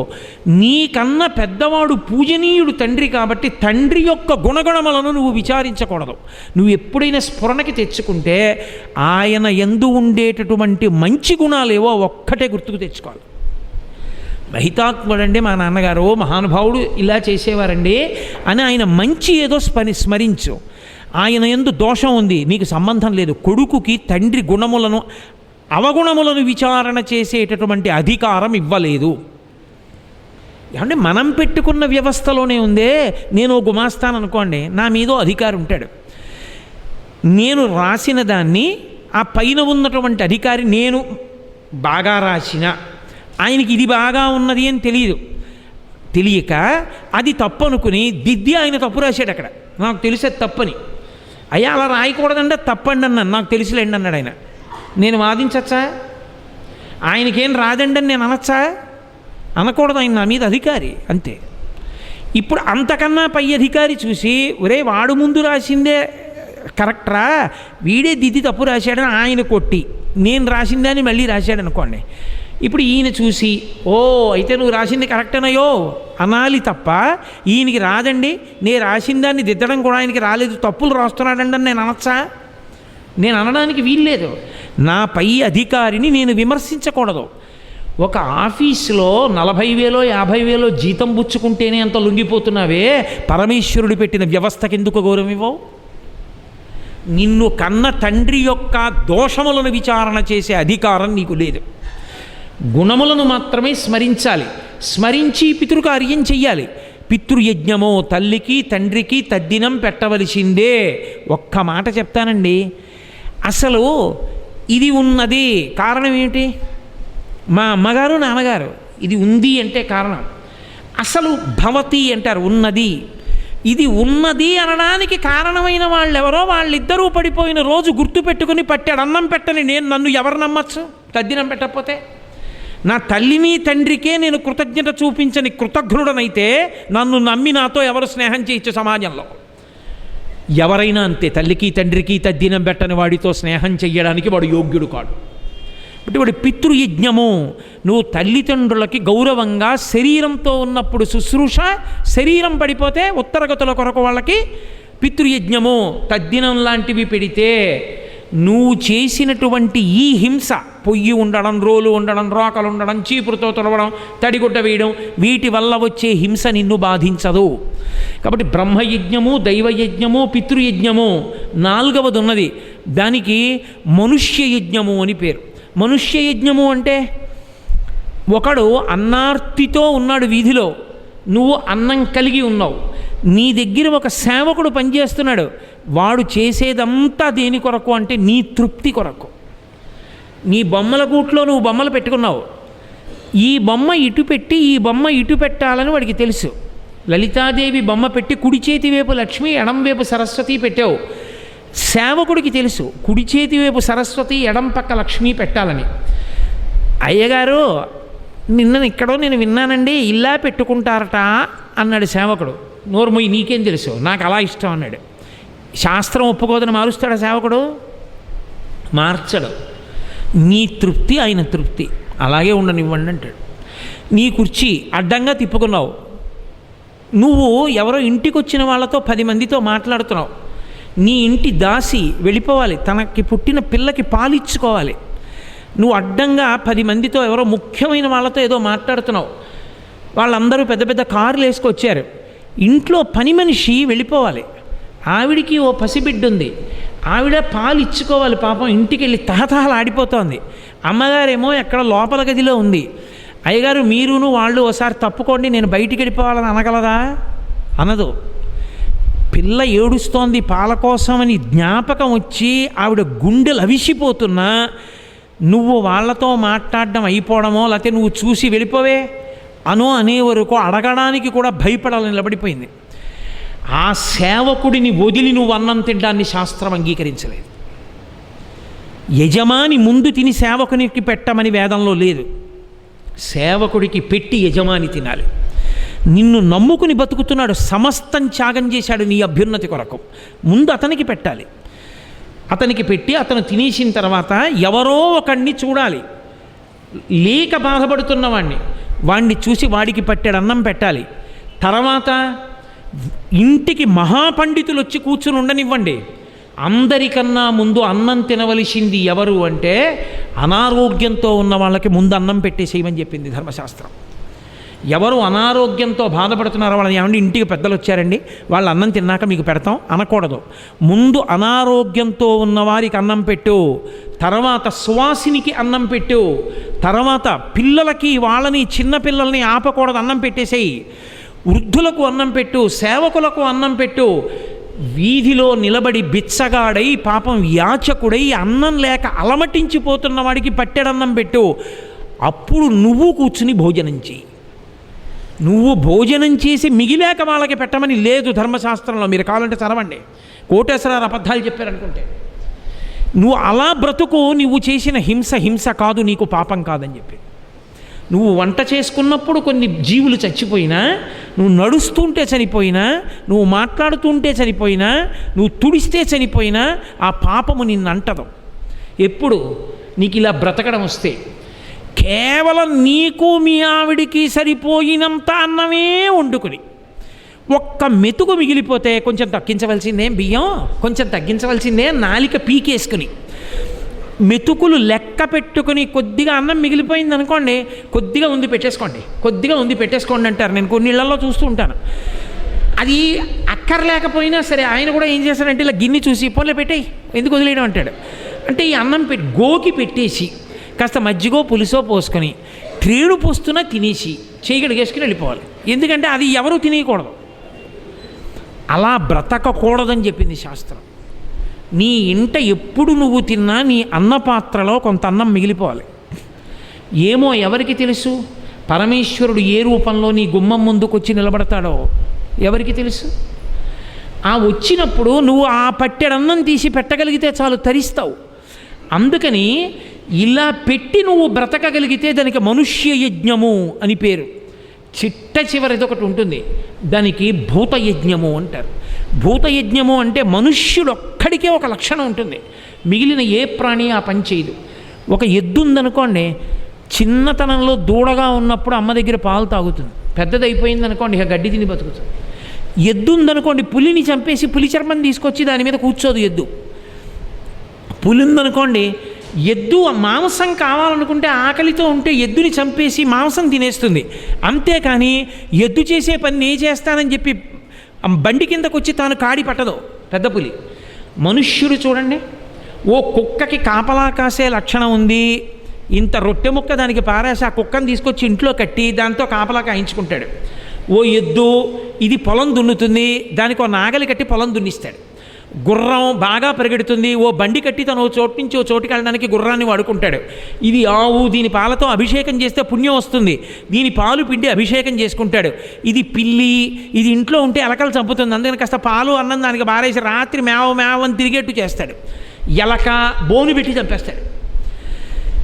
సృష్టిలో ఎన్ని ఉన్నాయో అన్నిటినీ తన ఆనుకూల్యత కొరకు, తన సుఖం కొరకు వాడుకుంటాడు. నోరు లేని జంతువుల నుండి సమస్తాన్ని, ఒక పులి చర్మం ఉత్తరించి తెచ్చి తానేసి కూర్చుని జపం చేస్తాడు. పులి గోరు ఉత్తరించి తీసుకొచ్చి దాన్ని గొలుసులో వేసి తన మనవడి మెడలో వేస్తాడు. ఏనుగు దాని దంతంతో బొమ్మ చేసి గూట్లో పెడతాడు. చేప నీటిలోకి వెళ్ళి వలైసి పట్టి తీసుకొచ్చి ఉడికించి తను తినేస్తాడు. ఎక్కడో పరిగెడుతున్న కప్ప, ఇందాకనే కదా చెప్పాను, దాన్ని తినేస్తాడు.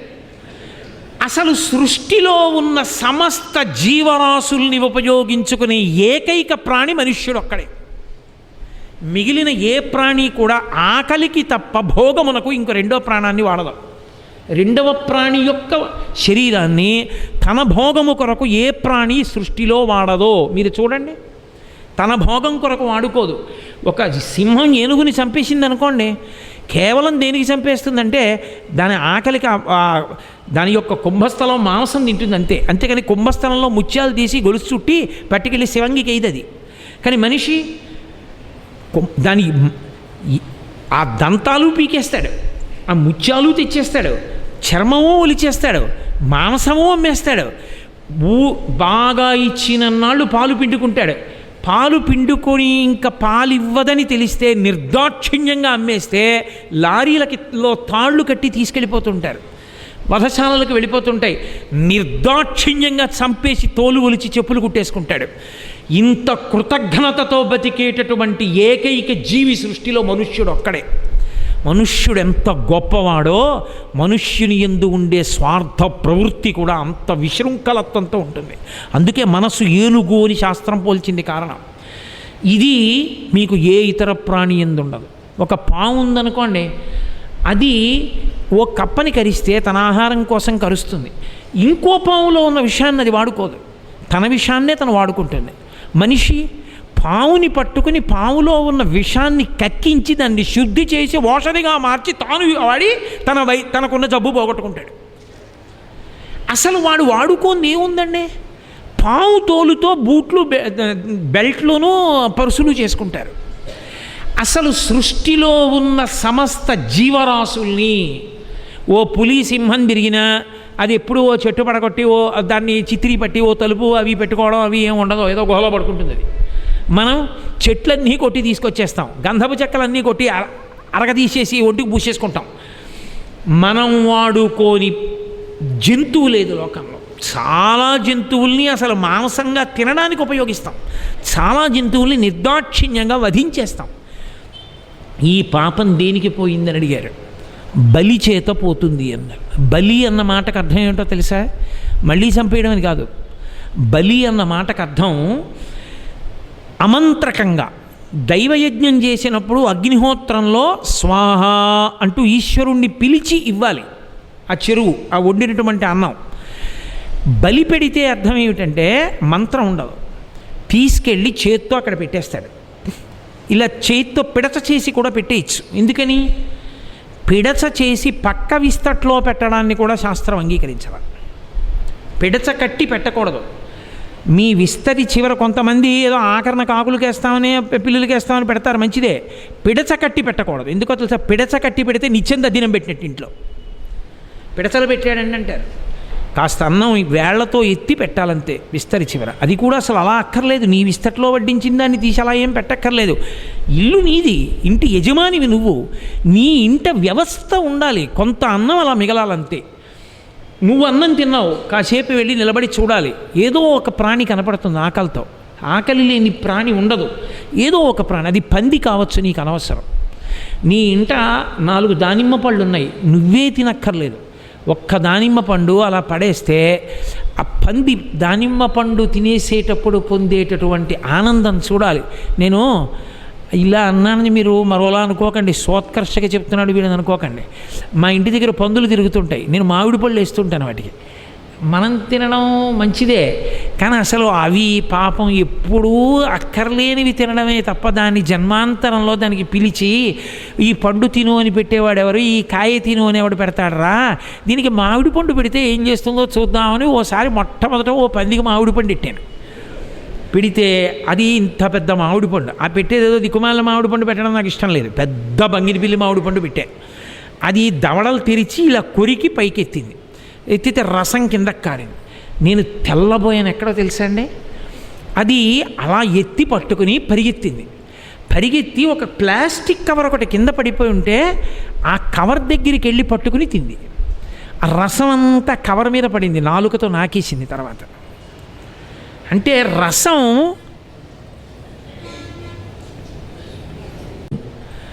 అంటే నేల మీద పడితే ఇంకిపోతుంది, దీని మీద పడితే తర్వాత నాకచ్చన్న లక్షణం దానికి ఉంది. అది పొంగిపోయి నాకు ఎంత ఆశ్చర్యం అంటే, అది పంది, అది తలెత్తి మేడ మీదకి గ్రిల్లోకి నన్ను చూసింది ఇలాగా, ఇంకా ఏమైనా వేస్తావా అన్నట్లుగా. ఏదో నేను ఒకటి వేశాను లేవే అని. అప్పటి నుంచి నేను పంది అనేం చూడను. ఉపాధితో ఏమి సంబంధం, అది ఆకలి మీద ఉంది, కొంచెం తింటుంది, అందులో పిల్లలతో పెడుతుంటాయి పాపం పందులు. అప్పుడు నేను కొద్దిగా వాటికి ఏమైనా వేస్తూ ఉంటాను, తిని పాపం ఆ పిల్లలు తాగుతాయి పాలు అని. కాబట్టి నేను సోత్కర్షకి చెప్పాను, ఈయనేదో చేస్తున్నానని చెప్పుకుంటున్నానని మీరు అనుకోకూడదు. నేను ఒక సందర్భం వచ్చింది కాబట్టి ప్రస్తావించాను. మీ అందరూ చేసేదాని ముందు నేను చేసేది ఏమీ కాదు, కానీ ఒక మాట వరుసకి నేను అన్నానంతే. భూతయజ్ఞము, నువ్వు వాటన్నిటి యొక్క ఉపయోగాన్ని నువ్వు పొందుతున్నావు. తెల్లారి కాఫీ తాగావంటే ఏ గేదె పాలు తాగావో, ఏ ఆవు పాలు తాగేసావో, నువ్వు మజ్జిగ తాగావు వేసవకాలం అని, పాపం ఎక్కడ పసరికమేసినా ఏ ఆవు ఏ గేదె పాలు మజ్జిగ తాగావో, మళ్ళీ తిరిగి ఆ ప్రాణికి కొంచెం పెట్టవలసిన కర్తవ్యం నీ మీద ఉంది. ఏ ప్రాణి చంపబడి మాంసం అయిపోయిందో మళ్ళీ ఆ ప్రాణులు కనబడినప్పుడు వాటికి మళ్ళీ నువ్వు వెయ్యాలి. ఓ చిలక కనపడింది, పంజరంలో పెట్టావు, ఏదో పావురం కనపడింది, ఆ పావురాయిని తీసుకొచ్చి, పావురాయిల్ని తినేసిన వాళ్ళని నేను చూశాను. పావురాలు తినేస్తారు, అన్ని పక్షుల్ని తినేస్తూ ఉంటారు, ఉడతల్ని చంపి తినేసే వాళ్ళని నేను ప్యాసింజర్లో వెళుతూ చూసా ఒకసారి వేటపాలెం గూడపర్తి రైల్వే స్టేషన్లో. సమస్త భూతములను తినేస్తున్నాం. కాబట్టి కనీసంలో కనీసం నేను మనుష్య ప్రాణినేగా, నేను తినకపోతే నాలాంటి మనుష్యులు తింటున్నప్పుడు వాళ్ళతో పాటు నేను కూడా. కాబట్టి కనీసం భూతములకు కూడా నువ్వు పెట్టవలసిన అవసరం నీ మీద ఉంది, అది యజ్ఞముగా పెట్టమని చెప్పింది. ఆ పెట్టేటప్పుడు పందికి పెడుతున్నానని పెట్టకు.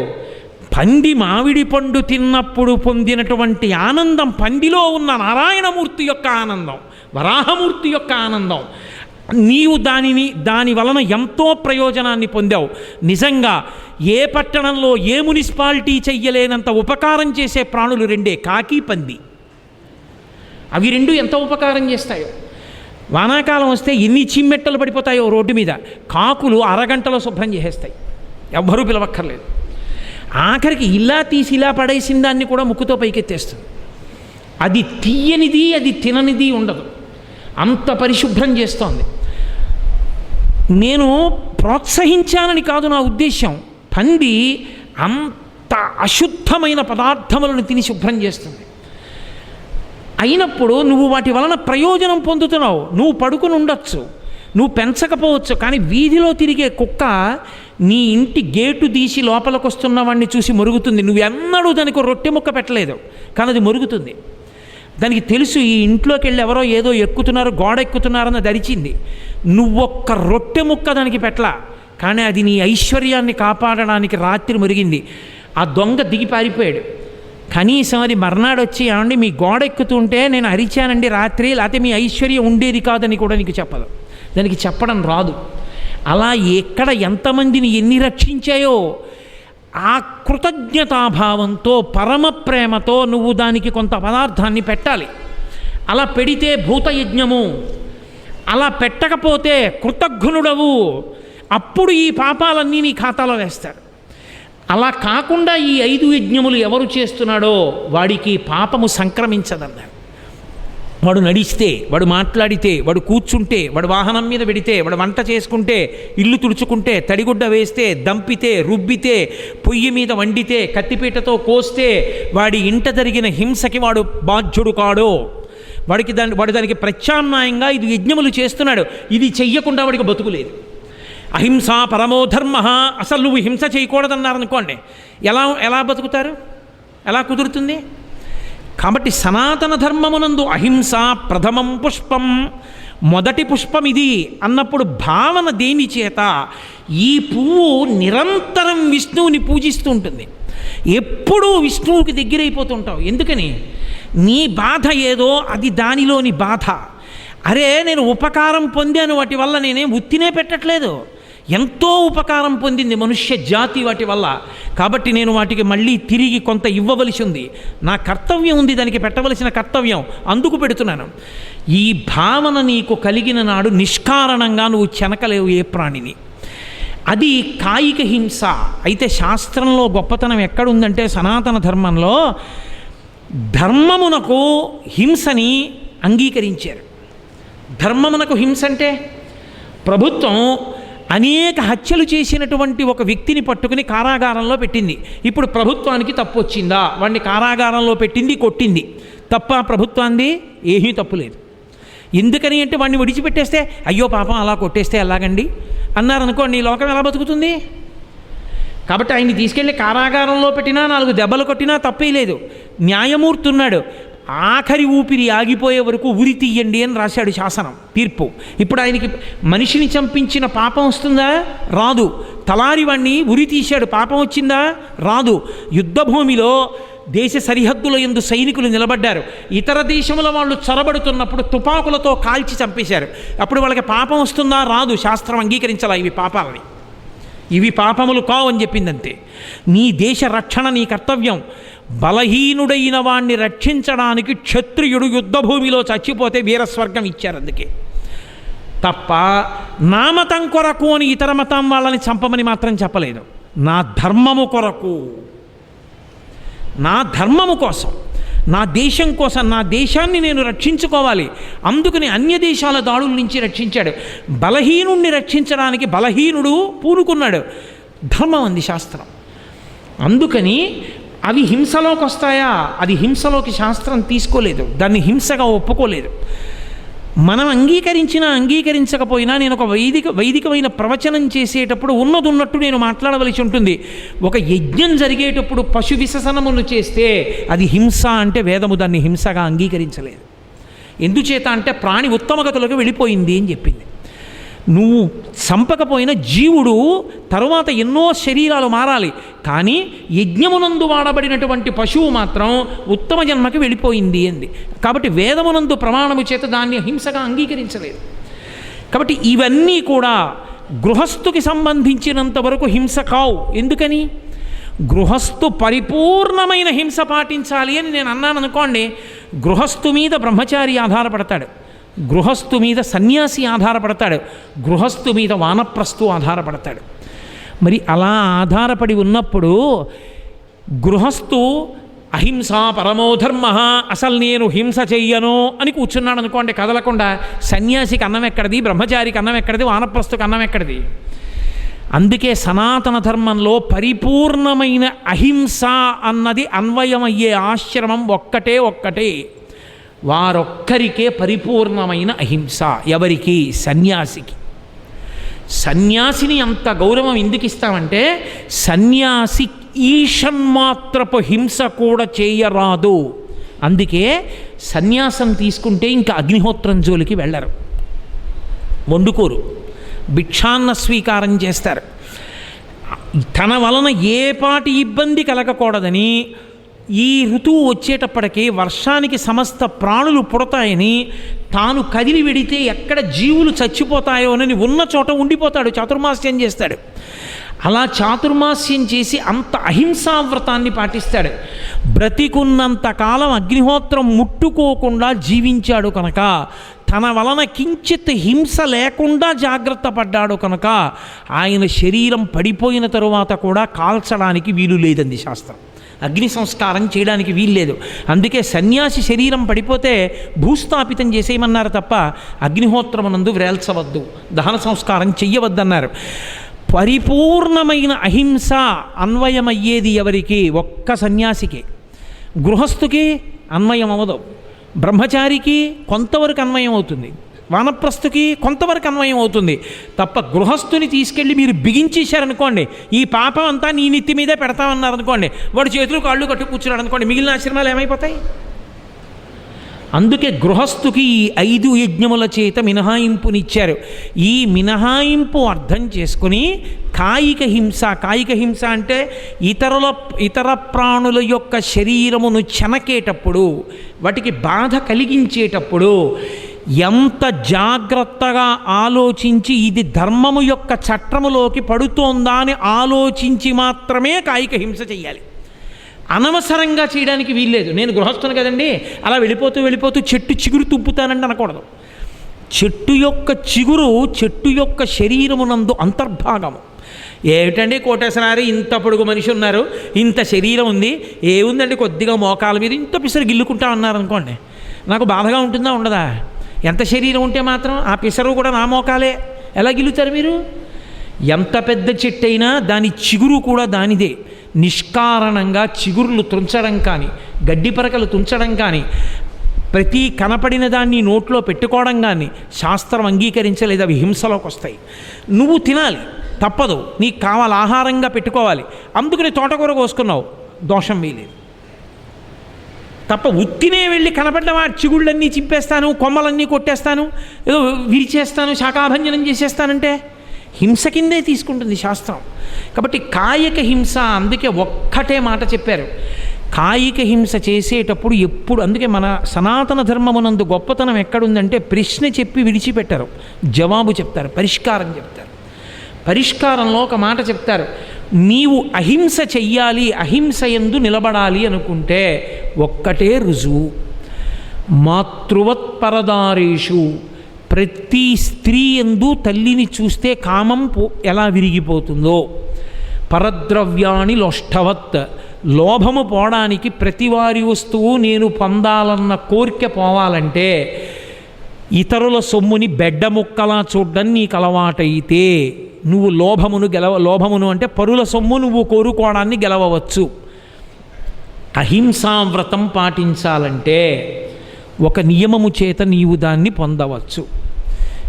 ఎలాగా అంటే ఆత్మవత్ సర్వభూతేషు, నీలో ఉన్నదేదో అది ఇతర ప్రాణుల యందు చూడడం నీకు అలవాటైతే. నన్ను అలా అంటే ఎవరైనా నేను చాలా బాధపడతానండి నువ్వు అనద్దు. నన్ను అలా చేస్తే అమ్మో నాకు చాలా బాధ కలుగుతుందండి, అలా చెయ్యవద్దు, చూపించవద్దు. అసలు అలా చూపించకూడదు కూడా, తప్పు. ఒక మనిషి నించునున్నాడు, వెనక నుంచి వచ్చి ఒక గొలుసు వేసి మెడకి చుట్టి లాగేస్తున్నట్టు చూపించారనుకోండి, నేను మీకు యథార్థం చెప్తున్నాను, సున్నిత హృదయం అయితే తల్లడిల్లిపోతుందండి, పీడకలు వస్తుంది. బాబోయ్, అలా వెనక నుంచి గొలుసేసి గబాల చుట్టి లాగేస్తే ఏమైపోతాం? అసలు వెనకవాడు కనపడ్డు ఈడిచేస్తే ఎలాగా, మెడ విరిగిపోదు అన్న భావన కలిగేటప్పటికీ మీకు ఉద్వేగం కలిగిపోతుంది. చూపించడం కూడా దోషమే, హింసే అది. అవతల వాడిని నానా బాధ పెట్టేయడం అయిపోతుంది. కాబట్టి ఇది నేనైతే అదొక్కటే ప్రశ్న, చట్టంలోకి వస్తోందా పరిశీలించు. నా వేలి గోటి దగ్గర ఎవరైనా గట్టిగా ఇలా గిల్లేసి ఓ చిన్ని ముక్క లాగేస్తే, నేను వేప చిగురు లాగేస్తే అలాగే ఉంటుంది. నాకు అవసరం లేదు ఇప్పుడు ఆ వేప చిగురు, నేను తుంచవద్దు, నేను దాని జోలికి వెళ్ళవద్దు. నన్ను రాయి పెట్టి కొడితే, నిష్కారణంగా ఎక్కడో తిరుగుతున్న ఒక కుక్కని రాయి పెట్టి కొట్టవద్దు. నీకు ఏది చేస్తే బాధ కలుగుతుందో అది దానికి అంతే బాధ కలుగుతుంది. అదొక్కటి ఆలోచిస్తే నీవు చెయ్యలేవు. ఇక అయినా చెయ్యగలిగితే నిన్ను గురువు ఉద్ధరించాలి, పరమేశ్వరుడు ఉద్ధరించాలి. ఇప్పుడు ఆ పైశాచిక మనస్తత్వం పోవాలంటే వాళ్ళిద్దరి వల్లే సాధ్యం. గురువు తన అనునయపూర్వకమైన వాక్కుల చేత మార్చాలి, పరమేశ్వరుడు తన అనుగ్రహం చేత మార్చాలి. కాబట్టి ఎప్పుడైనా సరే అహింసావ్రతాన్ని దోషభూయిష్టం కాకుండా చూసుకోవాలి, జీవితం బాగుండేటట్టు చూడాలి. ఇదొక్కటే పరీక్ష. ఆత్మవత్ సర్వభూతేషు, నీలో ఏ ఆత్మ ఉన్నదో ఆ ఆత్మయే అన్ని భూతముల యందు ఉన్నది. నువ్వు ఏదైనా తింటూ ఉంటే ఓ పక్షి వచ్చి అక్కడ కూర్చుంటుంది, కూర్చుని నీ వంక చూసి కావు కావు కావు అంటుంది. అప్పుడు నువ్వు తింటున్న పదార్థం తినాలని దానికి కోరిక పుట్టింది. నీ ఆకలి ఎటువంటిదో దాని ఆకలి అటువంటిది, నీ తృప్తి ఎటువంటిదో దాని తృప్తి అటువంటిది. కాబట్టి నువ్వు ఇంత జంతిక తినేటప్పుడు 2 జంతిక ముక్కలు దానికి పెట్టగలిగితే నీ తృప్తి ఎటువంటిదో దాని తృప్తి అటువంటిది. ఒకళ్ళు అన్నం తింటున్నప్పుడు నీకు విపరీతమైన ఆకలి వేసి వెళ్ళి ఏమంటే కొంచెం ఇంత పెడతారేమిటి కడుపు దహించుకుపోతుందంటే నిన్నొక్క తోపు తోసి వాళ్ళు తలిపేస్తే నీకు ఎంత బాధ కలుగుతుందో, నువ్వు ఒక కాకిని కొట్టేయడం కూడా అంతే. కాబట్టి ఆత్మవత్ సర్వభూతేషు, నీ యందు ఏ ఆత్మ ఉన్నదో అదే అన్ని భూతముల యందు ఉన్నది. అందుకే ప్రహ్లాదుడి విషయంలో చెప్తారు, తన యందు అఖిల భూతములందు ఒక భంగి పరహితత్వంబున బరగువాడు అన్నారు పోతన గారు. అదొక్కటే అగ్ని పరీక్ష ప్రహ్లాదుడికి. నా యందు ఏది ఉన్నదో అది సర్వభూతముల యందు ఉన్నది. కాబట్టి నేను దేని చేత బాధపడతానో అది దానికి చెయ్యవద్దు, నేను బాధ పెట్టవద్దు. ఈ అగ్ని పరీక్షని, ఈ చట్రంలో ఉన్నదాన్ని నువ్వు పట్టుకోగలిగితే నువ్వు అహింసావ్రతమునందు నిలబడి ఉన్నావు. ఇప్పుడు నువ్వు అంతటా పరమేశ్వర దర్శనాన్ని చేస్తున్నావు, అంతటా ఈశ్వరుణ్ణి చూస్తున్నావు, అంతటా భగవన్మూర్తిని దర్శనం చేస్తున్నావు. అన్ని ప్రాణుల సంతోషం నీ సంతోషంగా భావన చేస్తున్నావు. ఇలా భావన చేసినప్పుడు ఇది బయట దొరకని పువ్వు, అపురూపమైన 8 పువ్వులలో ఒక పువ్వు నీకు దొరికింది. ఈ పువ్వు పూజ చేస్తే తరిగిపోయే పువ్వు కాదు. ప్రతి క్షణం నీకు ఆ పువ్వులు ఇక్కడే ఉన్నాయి, ఆ రాసి నువ్వు ఆ పువ్వులతో ఈశ్వరుణ్ణి పూజ చేస్తూనే ఉండవచ్చు. ఈశ్వరుడికి అత్యంత ప్రీతిపాత్రమైన మొదటి పువ్వు ఏది అంటే ఇదే, అహింసా ప్రథమం పుష్పం. ఎవడైనా ఇలా పూజ చేసేవాడున్నాడా అని చూస్తుంటాట సర్వేశ్వరుడు. ఆ భావన నీ యందు తైలధారగా, అంటే మధ్యలో తెగిపోకుండా ఎప్పుడూ నిరంతరము నీ యందు ఆ ప్రేమ భావన అలా ద్యోతకమై తిరుగుతూ ఉంటే దానికి కాయిక హింస లేని స్థితి. నువ్వు ఇతరులను చెనకలేవు. అయితే మీరు నన్ను అడగచ్చు, ఓ పిచ్చి కుక్క వచ్చింది కొట్టచ్చా అండి? నేను మీతో మనవి చేశా మొట్టమొదటి, ఏ పని చెయ్యడం వల్ల నీవు నిన్ను నువ్వు రక్షించుకుంటున్నావో, వినా మార్గము లేదో అది చెయ్యడం హింస కాదు. ఒక పాము నీ మీదకి వచ్చేసిందా, ఏమండి అహింస అన్నారు కదండి, కొట్టకూడదు అన్నారు కదండి, సర్వభూతముల యందు ఈశ్వరుణ్ణి చూడమన్నారు కదండి, అందుకని నేను అలా చూస్తూ ఉంటానండి అనకూడదు, తప్పది. అప్పుడు హింస కిందకి రాదు, అహింస కిందకే వస్తుంది. ఓ పొయ్యిలో వండుకుంటే అహింస ఎలా వచ్చిందో, ఇంట్లో తడిబట్ట వేస్తే అహింస ఎలా అయిందో, చీపురు పెట్టి తుడిచినా అహింస ఎలా అయిందో, ఈ 5 యజ్ఞములు చేసి నిన్ను నువ్వు రక్షించుకోవడానికి ఒక విషక్రిమిని చంపినా, ఓ పిచ్చి కుక్కని కొట్టినా అప్పుడు నీకేం దోషం అంటదు. అది పశువు కాబట్టి ఒక్కొక్కసారి దాని శరీరపు దెబ్బ చేతనే అది లొంగుతుంది. మాటకి మనిషి సంస్కరింపబడతాడు, దెబ్బకి పశువు సంస్కరింపబడుతుంది. కొట్టకుండా పశువుని సంస్కరించలేరు మీరు. కాబట్టి అది సంస్కరించడానికి కొట్టారనుకోండి, బాధ పెట్టినా ఒక మాట వల్ల మనిషిని సంస్కరించడం ఎంత గొప్పదో. బాధ పెట్టినా అన్నప్పుడు నా ఉద్దేశం మళ్ళీ మీరు ఇందాక చెప్పిన దానికి భిన్నంగా ఉంది కదా అని కాదు. ఇక్కడ ఉద్దేశం ఏంటంటే పెద్ద ధర్మాన్ని ఆవిష్కరించడం, మనసులో ఉన్న కాలుష్యమును తొలగించుట.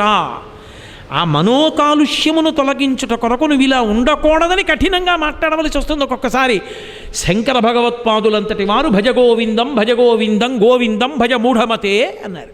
అంటే శంకరాచార్యుల వారికి కోపం ఉందనే కాదు, ఒక్కొక్కసారి వ్యవస్థని దిద్దడానికి కోపాన్ని సాధనంగా తీసుకోవలసి ఉంటుంది, కఠినంగా మాట్లాడవలసి ఉంటుంది. అప్పుడు అది అవతల వారిని బాధ పెట్టడం కాదు, అరే అంత మాట అన్నాడు మనం ఇలా ఉండకూడదనమాట అన్నది నీ జీవితాంతం జ్ఞాపకం ఉండి అటువంటి తప్పు చేయకుండా ఉంటావు. అప్పుడు అటువంటి చెయ్యవలసి ఉంటుంది, ఒక్కొక్కసారి అలా చేయవలసి ఉంటుంది. గోరు చుట్టూ పుట్టింది, విపరీతమైన షుగర్ ఉంది, దాని విషం పైకి ఎక్కకూడదు. డాక్టర్ గారు ఆ వేలు ముక్క తీసేశారు. ఇప్పుడు డాక్టర్ గారికి వేలు మీద కోపమా, నీ మీద కోపమా? ఆయన ఎవరో నీకు తెలియదు, నువ్వెవరో ఆయనకి తెలియదు, మరి ఎందుకు తీసేశారు? దుష్టాంగములు ఖండన చేసి శిష్టాంగములను రక్షించాలి, శరీరాన్ని రక్షించడానికి చిన్న వేలు ముక్క తీసేశాడు. ఇప్పుడు డాక్టర్ గారికి హింసాదోషం వస్తుందా అండి అంటే ఏమీ రాదు ఆయనకి, ఆయన హింస ఎందే ఉన్నాడు. అందుకే సనాతన ధర్మమునందు అహింస అన్న మాటని ధర్మచట్రంలోకి ఇముడుతోందా అన్నది చూడమన్నారు. అది అగ్ని పరీక్ష. ధర్మచట్రంలోకి ఇమిడితే అహింస, ధర్మచట్రంలోకి ఇమడకపోతే హింస. ఈ తారతమ్యమును గుర్తించి ప్రవర్తిస్తే కాయిక హింస లేనివాడవుతాడు.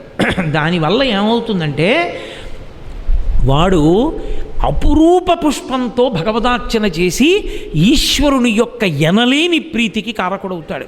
నేను మీతో మనవి చేశాను, కాయిక హింస, మానసిక హింస, వాచిక హింస అని 3 మాటలు వాడాను. నేను ఇవాళ కాయిక హింస గురించి మాట్లాడాను. రేపటి రోజున అహింసా సిద్ధాంతం యొక్క విశేషం ఏమిటో, ఆ పువ్వు యొక్క పరిపూర్ణమైన లక్షణం ఎలా ఉంటుందో, చిట్ట చివరికి ఆ లక్షణాన్ని అలవాటు చేసుకున్నవాడు వెళ్ళిపోయిన తరువాత కొన్ని వేల సంవత్సరాలకు కూడా వాడు ఉన్న చోటు ఎలా అయిపోతుందో మీకు నేను కొన్ని సాక్ష్యాలతో చూపిస్తాను. ఎందుకు ఆ పువ్వు అంత గొప్పదని శాస్త్రం చెప్పిందో రేపు మీకు దాన్ని పూర్తి చేస్తాను. ఎందుకంటే 8 అయిపోయింది, ఇప్పుడు అయ్యే ప్రసంగం కాదు కాబట్టి రేపు మిగిలిన కార్యక్రమంలో, రేపటి రోజు కార్యక్రమంలో ఆ పువ్వు యొక్క మిగిలిన భాగాన్ని పూర్తి చేస్తాను. మంగళాశాసన పరై మదాచార్య పురోగమై సర్వైశ్చ పూర్వైరాచార్యై సత్కృతాయాస్తు మంగళం. మంగళం కోసలేంద్రాయ మహనీయ గుణాత్మనే చక్రవర్తి తనూజాయ సర్వభౌమాయ మంగళం. ఉమాకాంతాయ కాంతాయ కామితార్థప్రదాయినే శ్రీగిరీశాయ దేవాయ మలినాథాయ మంగళం. కరచరణకృతం వా కర్మవాక్కాయజం వా శ్రవణనైనజం వా మానసం వా పరాధం విహితం వా సర్వమేత్తక్షమస్వ శివ శివ కరుణాబ్ధే శ్రీ మహాదేవ శంభో. సర్వం శ్రీ ఉమామహేశ్వర పరబ్రహ్మార్పణమస్తు. స్వస్తి.